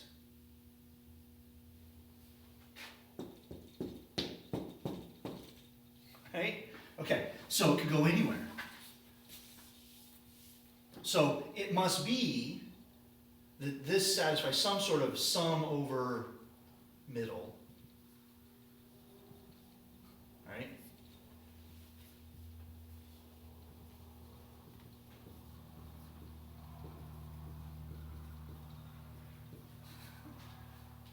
But we're just, all of these are just, this is a transition from points in space. This is a transition from points in space. This is the self-similar sort of structure that you can decompose it. Or, well, guess what? These are 2 points in space. You could subdivide this one. So you can slice it, you can subdivide, and then subdivide the subdivisions, and subdivide the subdivisions of the subdivisions of the subdivisions. That's called the Feynman path integral. That's what it's called.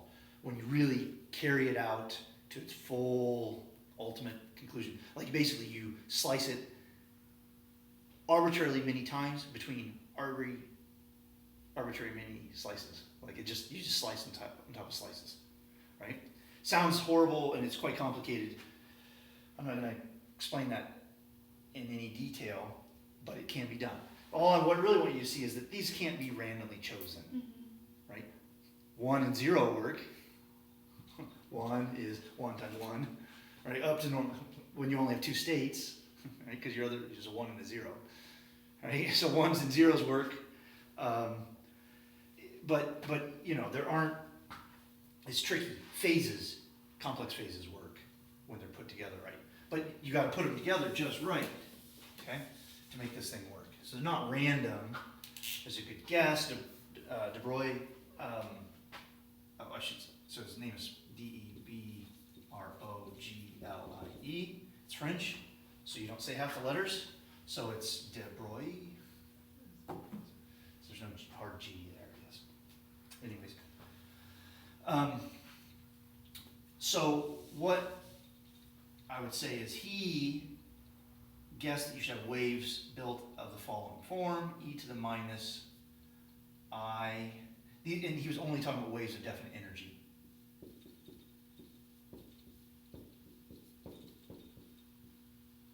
Yeah, that's fine. Over Planck's constant, h bar. Okay, and he showed that if you made packets out of such things, and they moved in the right way to sort of be waves, but yet somehow retain particle kinds of information. All right. So, and I'm not. What I will do is, this is not how Schrodinger got to this, but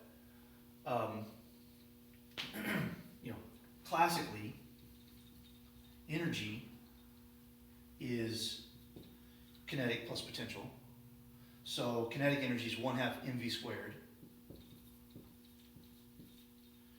plus potential energy. I don't call it V, whatever, right? But it turns out, well, we want to write it in terms of momentum. It turns out. So if non-relativistically, momentum is mass times velocity. So that means V squared is P squared over m squared, which means this can be written as P squared over 2m plus V. Yeah? Okay. Now, so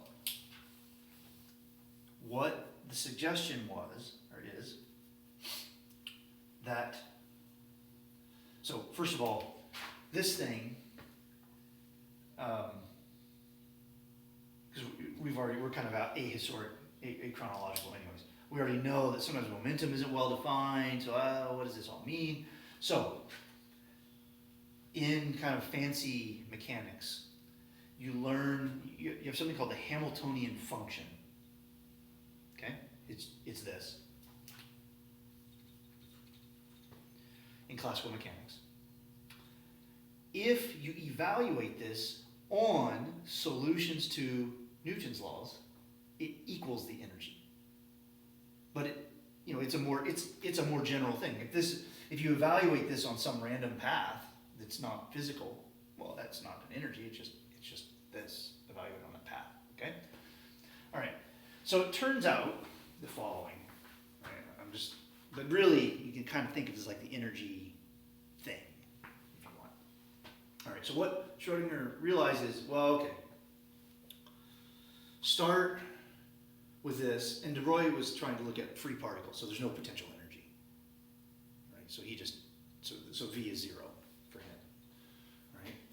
What he noticed is, look, well, let's say this is my wave psi of x and t in general.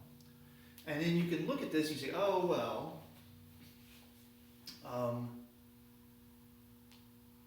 I h bar times the partial with respect to t on psi equals, I h bar gets rid of this and this, take a partial with respect to t, pulls down a factor of energy. Like that. And similarly, there's an extra minus sign because of the relative one. So you say minus I h bar partial with respect to x on psi. That gives you the momentum times psi. At least in terms of these wave packets. Okay? All right, now, this is a packet which had a definite energy. You got that. But, although this isn't quite how historically it was done, if you don't have definite energy, that's like going from Newton's laws to just arbitrary thing. So we kind of promote this. And we have the following situation. So here's what we get. In the Schrodinger equation, so what you can do is, so there's an identification you can make, which says that momentum is, I'm going to put a hat on it, not a unit vector, but I mean, it's not the classical, so it means an operator is what it means. It means that momentum can be represented with minus I h bar times a spatial derivative. And the Hamiltonian, the quantum Hamiltonian, is associated with I h bar d by dt. And, okay, that's fine. And then what we get is, so now go away from free particles. The ansatz, the guess, is that in quantum, it's the Schrodinger equation. So what we say is that the Schrodinger equation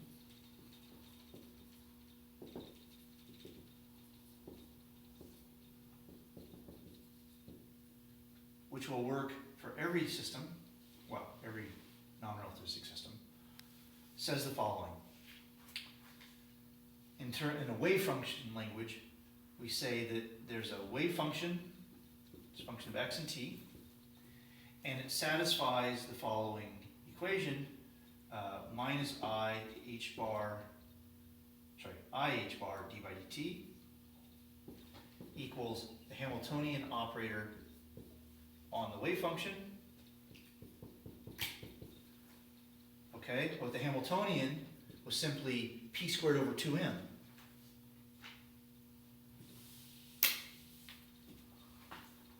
So that should be p squared operator over 2m plus potentially some potential as an operator times psi. So this came from the wave. This is a classical particle looking kind of connection between energy and momentum. And then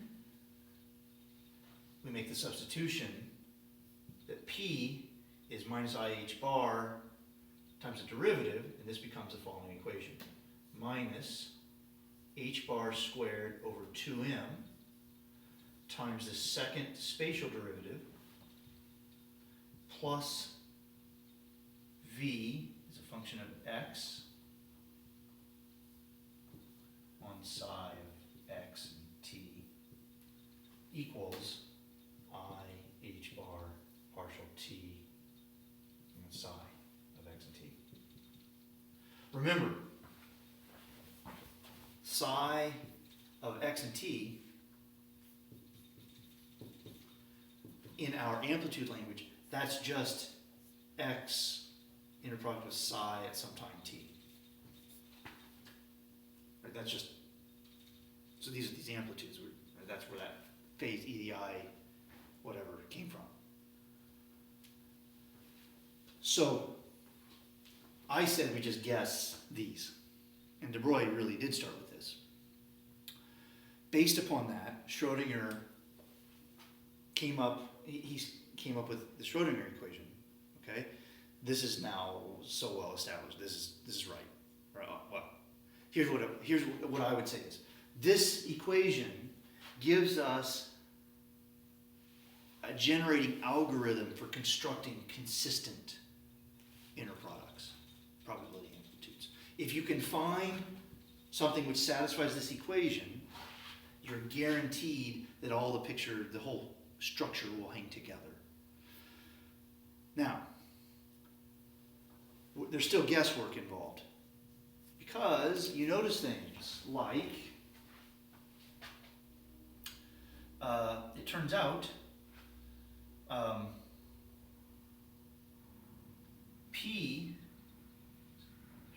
xp minus px. So in classical mechanics, that would be 0, right? There's just numbers that commute. Quantum mechanically, what you should do is imagine a hypothetical wave function that they're acting on. Look at what that says. That'd be x times the derivative with respect to x times minus IH bar minus the derivative with respect to x on psi times x times psi. That's how you would interpret it. So I should say, these are operators. Operators don't really just hang there, they act on things. So you have to you can no longer think about x and p just as existing. We already know existence is an issue in quantum mechanics. Think of them as operators acting on your wave function or your vector, or your ket vector. Anyway, when you work this out, use a product rule. This is going to be I h bar times psi. So we end up with a statement like xp minus px isn't 0, it's I h bar. It's weird. So it turns out, well, it's a whole lot. I don't want to go too far into this, but this is the Heisenberg commutation. This pattern of AB minus BA is called a commutator because it means, so what we're learning is that real observables don't commute. You can't multiply them in arbitrary order. That makes sense, should make sense to us because we saw that doing experiments in one order than the other is different than the reverse. That's the exact same thing, it turns out. So the order that things multiply changes. And if two things don't commute, if the order matters, then you can't know them simultaneously. If they do commute, then you can know them simultaneously. They're more kind of classical behavior. And so, anyways, what I wanted to say was there are these ordering issues. That means that when you write out these Hamiltonians, classically you could have x times p times x, some crazy function of x and p. Quantum mechanically, when you reorder them, it's different. And so you guess. And so there's still guesswork. But this algorithm guarantees that what will happen is it will guarantee that when you have free particles, they more or less kind of move like Newton's laws say. And if you have weak interactions, they follow Newton's laws. So that kind of guarantees that part. And you can show that guarantees probabilities will always add up. So that's okay. So there's guesswork, but it's not just dumb guess, not random. People are quite sophisticated. So this is a framework to consistently calculate these things. What I should say is, though, this equation works whenever you don't make measurements. So the idea is you prepare a state, right? And then the way that these amplitudes tell you, how to make predictions about the future. So the way you should make predictions about what will happen in a future experiment evolves in time, according to this, and it's smooth. So people say it's called unitary. Just means for us it means the probability is added to 1. So it just smoothly evolves, and then an experiment is made. And then so in quantum mechanics there are kind of two ways that the system is affected. There's sort of the smooth evolution, and that's how you assign probabilities, just kind of smoothly changing in time. And then you interfere with it, you put your finger in there and you make a measurement, bang. And then after that, it's a sharp change, and after the experiment, it's in a new state that's determined. I'm trying to set up the paradoxes here coming up. The fact that you have these two kinds of evolution is the mystery that, to be fair, I think everybody's still not comfortable with in quantum mechanics, because it's called the measurement problem. So in Newton's laws, you just have Newton's laws. Things evolve, stuff happens. Quantum mechanics, there seems to be two ways that time can kind of enter this. One is the smooth evolution of these amplitudes using the Schrodinger Equation. And then there's when the experimenter decides to make a measurement at some moment in time. That's a discrete. That's when it collapses. Okay, I'm not using that language, but that's what you would say, right? So that intervention from the experimenter is sometimes called the collapse of the wave function. And the idea is it went from being, before the experiment, your probability distribution was like, it's evolving and it's lumpy and just, this equation, I'm sure you haven't seen it. It's very similar to the heat equation. It has a lot of similarities to other famous equations, and just, you put stuff in, you get lumpy stuff out. And then you make a measurement, and then it changes. And it's not smooth. And so that is the measurement problem, is the fact that you have this tension. Well, here's the real problem. You have this tension between these two notions of time evolution, smooth, discrete, and you say, well, no problem. So what? Well, here's the problem. Your equipment is made of the same stuff that you're studying, which means your equipment should satisfy a smooth Schrodinger kinds of equation. So we were thinking of it as like the equipment's kind of classical and the system is small. But that's arbitrary. You could imagine kind of regrouping things and consider the system stuff quantum mechanical and kind of you and everything outside of it classical. And you can basically kind of telescope all the way up to you, your eye, the human brain, if you want. And you always have to make this split between what is inside the system and what's outside. The stuff inside the system just sort of smoothly evolves. The stuff outside the system has this sharp thing. So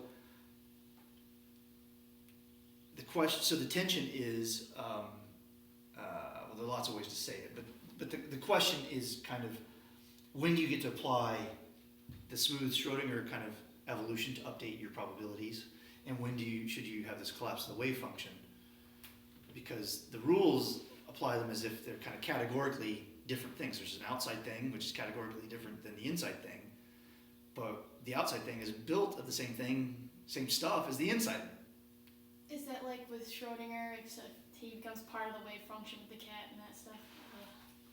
Yes. So here's the thing. So here's my personal, there are people who interpret the wave function as being real, like a water wave, and evolving dynamically. So then they really have to think of this. They have to take this seriously. You have to come up with some explanation for it. One of the ways is sometimes you say that it never collapses then. Right? If you think it's a real thing, there is no collapse. I don't know. Collapse theories are problematic because it's collapsed. If it's a real wave, something happens here, and then immediately across the whole universe, it's been changed. So you have all sorts of issues with causality. And like, how can that happen? Signaling faster than the speed of light and all. That's a real issue. Violates relativity sometimes and things like that. You have to be careful at least. I tend to think of it not as a real wave. I don't think it's a real wave. I think the wave function encodes our knowledge of correlations with experimental machines. So, right? So for me, it's not a physical wave dynamically evolved. Really, the Schrodinger equation is just a set of instructions for telling me how to update my probabilities, not as a physical evolution of a water wave. It's just it's like a calendar, right? You turn the page on a daily calendar and the day increases by 1. That tells me to update my idea of, it's just a rule for updating how I should estimate the probability. In which case, I think this is more like, there's a marker. Hey. Now you know, it's not my hand. Did the world end? Did we collapse a wave function? There was a wave function where it could have been in my hand and on the floor, and now we know it's on the floor. So did we do terrible, catastrophic things to people on Jupiter? Well, we know we have Jupiter, but right? Did we change the universe in that way? Does that kind of tie into the whole, if you collapse the wave function, there's the parallel universe and all that sort of thing? So then, yeah. What that is, say you start with a system in state +1, in the z direction. There's a version of this Hamiltonian language for spins as well. Right? Every system evolves this way. Right? And that could evolve into a superposition of, A plus Z plus B minus Z. And how do we interpret this? Well, how did I interpret that? All right, let me give a more definite state. Let's say it evolves to this one, 1 over root 2 plus Z plus minus Z. Right? These evolutions can mix them into superpositions. So you can start with a pure state, not pure state. These are all pure states. You can start with it lined up nicely in one direction. You know that the particle starts at this position, right here. And then eventually the probability spreads so that it's in lots of positions, so it gets spread over many different states. Superposition. So how do you interpret that? Well, you remember what I said plus z plus minus z was? What was that? No. I said that was plus x. Well, that's no big deal. All that means is that there's a magnet that made the spin flip, rotate 90 degrees. And that was no big deal. That's the smooth evolution. The polarizing things when you don't make the measurement, where I said there's some Hamiltonian that describes that mixing, whatever. Okay, so to me, I said, and I kind of put my thumb on the scale here. I said I interpret the superposition as saying that it's equally correlated with this or this. Right? It's not both. It's not two at the same time. It's just we're talking about correlations. And in fact, it's 100% correlated with measuring something else. Yeah? Okay. So in the wave function, in this many worlds theory, what they would say is, oh, you start out here in this, and as time goes on, it evolves, and then what they would say is that when you basically they would say that these represent different universes. They would say it really is, and I always want to avoid saying it is something. They would say it really is plus z here. And then there's another, and then it evolves, and then there's a universe where it's plus z and a universe where it's minus z. So every time it branches off into two new universes where with each possible outcome. So by that logic, like any decision branches off the wave function, so therefore... And so then they want to say that it always is something. And that's a no collapse theory. They don't want there to be a collapse. There's no collapse of the wave function. It's a bifurcation. Well, then does that intertwine with entropy at all if you're creating... Oh, there are all sorts of problems with counting. So I don't think this makes sense. I don't think it hangs together. But it's not, it's hard. It's sort of the thing where it doesn't feel right to me. But this isn't how I was trained. So it could be that's just my training. It doesn't feel right to me. But so then what you would say is this is a many worlds interpretation where there's no collapse of the wave function. Things are always something, but it always a particle always has definite properties, but it branches, and so there's a kind of a baby universe, if you want, where it has one label, and another universe where it has another label. And then there's a universe where you're alive and a universe where you're dead, and whatever, all possible outcomes basically would be kind of explored. And then I don't know, I think there are problems with assigning the probabilities to this, though. I can't tell if it's a technical problem or it's a real problem, because sometimes the technical stuff is just a matter of, well, nobody's figured out how to chase the minus signs, but it comes out in the wash. But usually when that kind of thing happens, you have a physical gut kind of picture, and you just know physically it's an okay question, and just mathematicians don't quite know how to define this integral yet, so there's some quibbling about it. Well, but I don't have that kind of gut feel for this, so I can't tell you if it works out okay. That's many worlds interpretation. I do not like it, but cosmologists like this. I know my one professor went on about this constantly. Liked it or didn't? Liked it a lot. So why would a cosmologist like this? So cosmology is kind of studying the structure of the universe as a whole. Well, I think of quantum mechanics as what? Telling an observer how to make predictions. And the observer, by definition, is outside the system. Well, the universe is one big If you're talking about the universe, who's outside the system? Yeah. So cosmology, so then this just allows you to have, well, there is no collapse. There was no observer. Right? The observer enters in the collapse part, not in a smooth evolution, whatever, Yeah? So cosmologists would like that sort of language. or that sort of picture.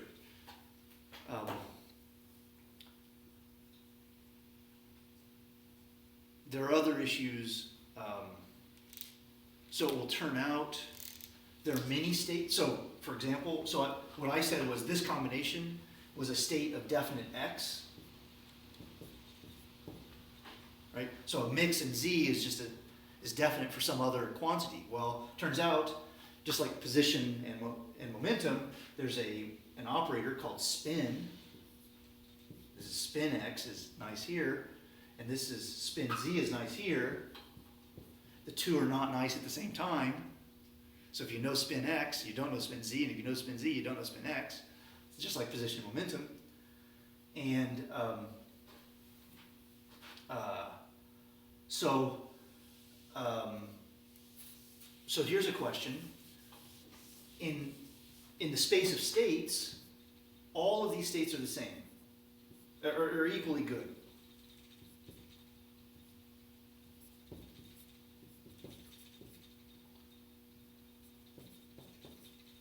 They're all equally good, totally fine, right? But there are, well, the position momentum were better for me. Anyways, the point is, I would say, well, this is some random direction. That means there's some operator. In fact, we know what this one I know what it is, but it doesn't matter.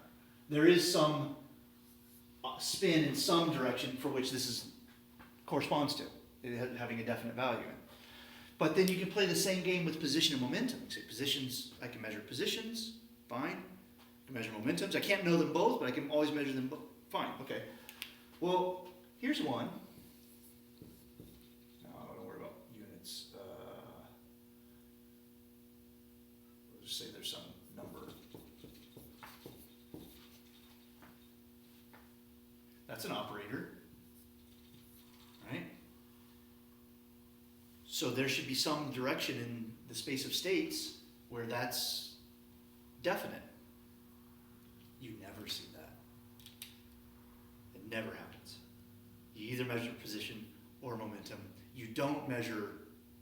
So with spin, I can measure spin x or spin z or anything in between. I can mix them. But for momentum and energy, momentum and position, it's either position or momentum. You never get to. So it's like somehow, even though the space of states allows it, and there are experiments where you can see the remnants of that, when you do experiments,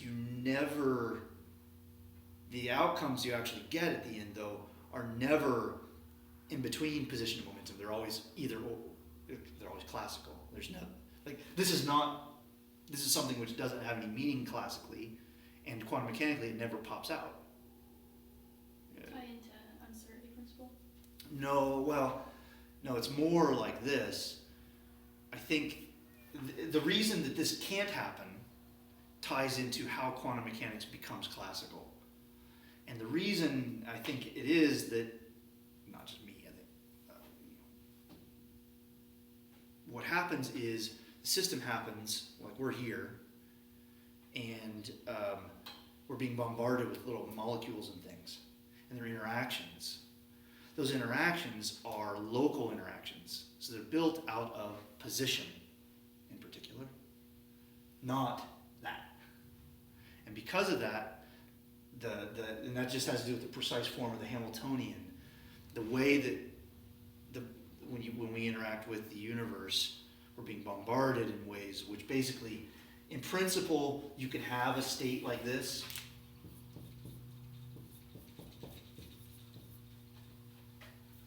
But in practice, this one will never happen because it's like the way that the rest of the universe bombards us with light and stuff basically steers us out of this state into either position or momentum. And that's now known, that's called decoherence. So I would say, that's how I would say. So I would say quantum mechanics is a theory for observers. You have to have an observer to do quantum mechanics, but and then the way the problem is in quantum mechanics, you should be able to form states which bear no resemblance to reality. Or here's the extreme one.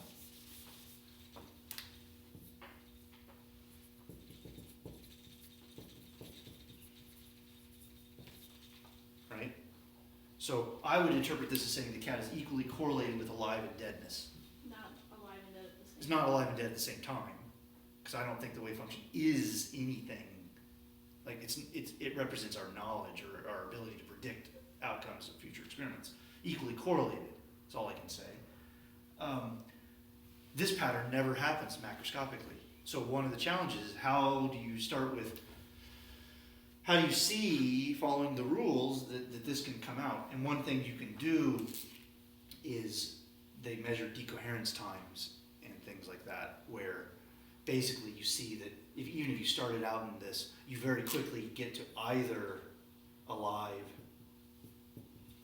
or dead. Basically, it's 50-50 probability. But zero probability that's in this state. But if you subscribe to the many worlds, now there's another universe where the cat is In the alive, many worlds theory, alive, there's alive, no dead. collapse. It is a I branch. know. Yeah. And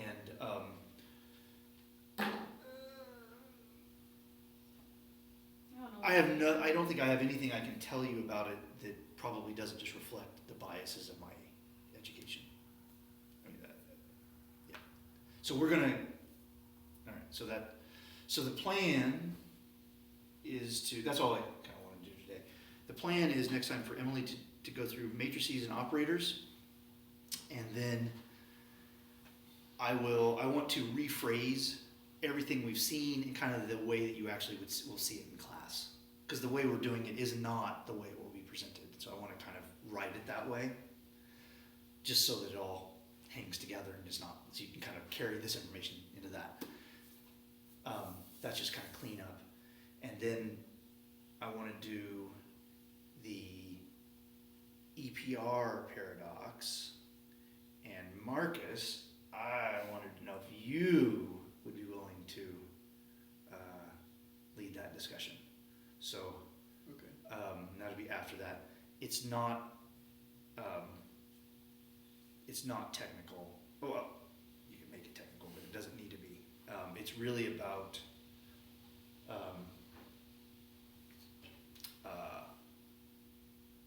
well, kind of say what happens. So if you can't know position and momentum at the same time, right?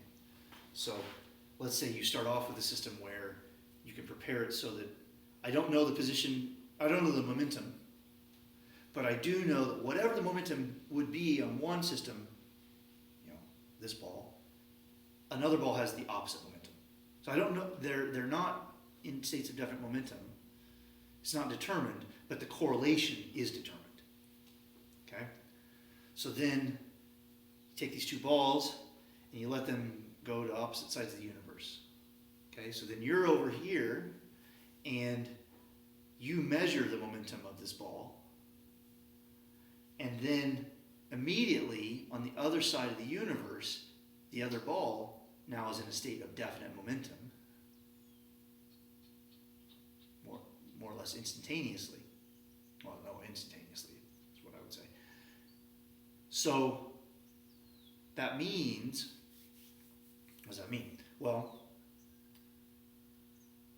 how would you interpret that? Well, Einstein would have said, well, look, you can't have action at distance, and relativity means, everything has to be kind of local. So that means that if you can say that particle has a definite momentum and it's on the other side of the universe and you haven't been able to touch it or interact with it forever, since they were together at the very beginning, then it must have had that momentum the whole time.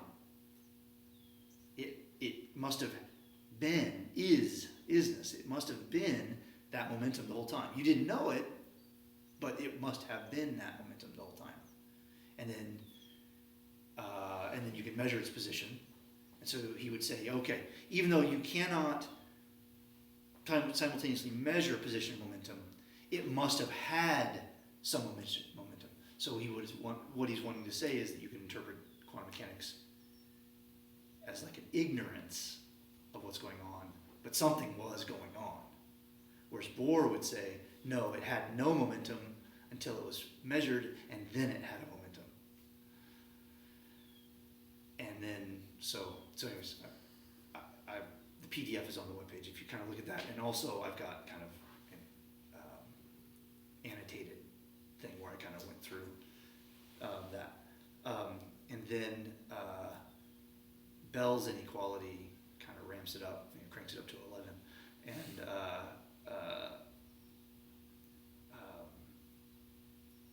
really pins it down and tests whether Einstein is right. So that kind of gets us into the deepest mysteries of quantum mechanics. This is a weird, but that's way weirder. So, all right. So that would be in a little bit, in a few weeks, I guess. So, all right. I hope this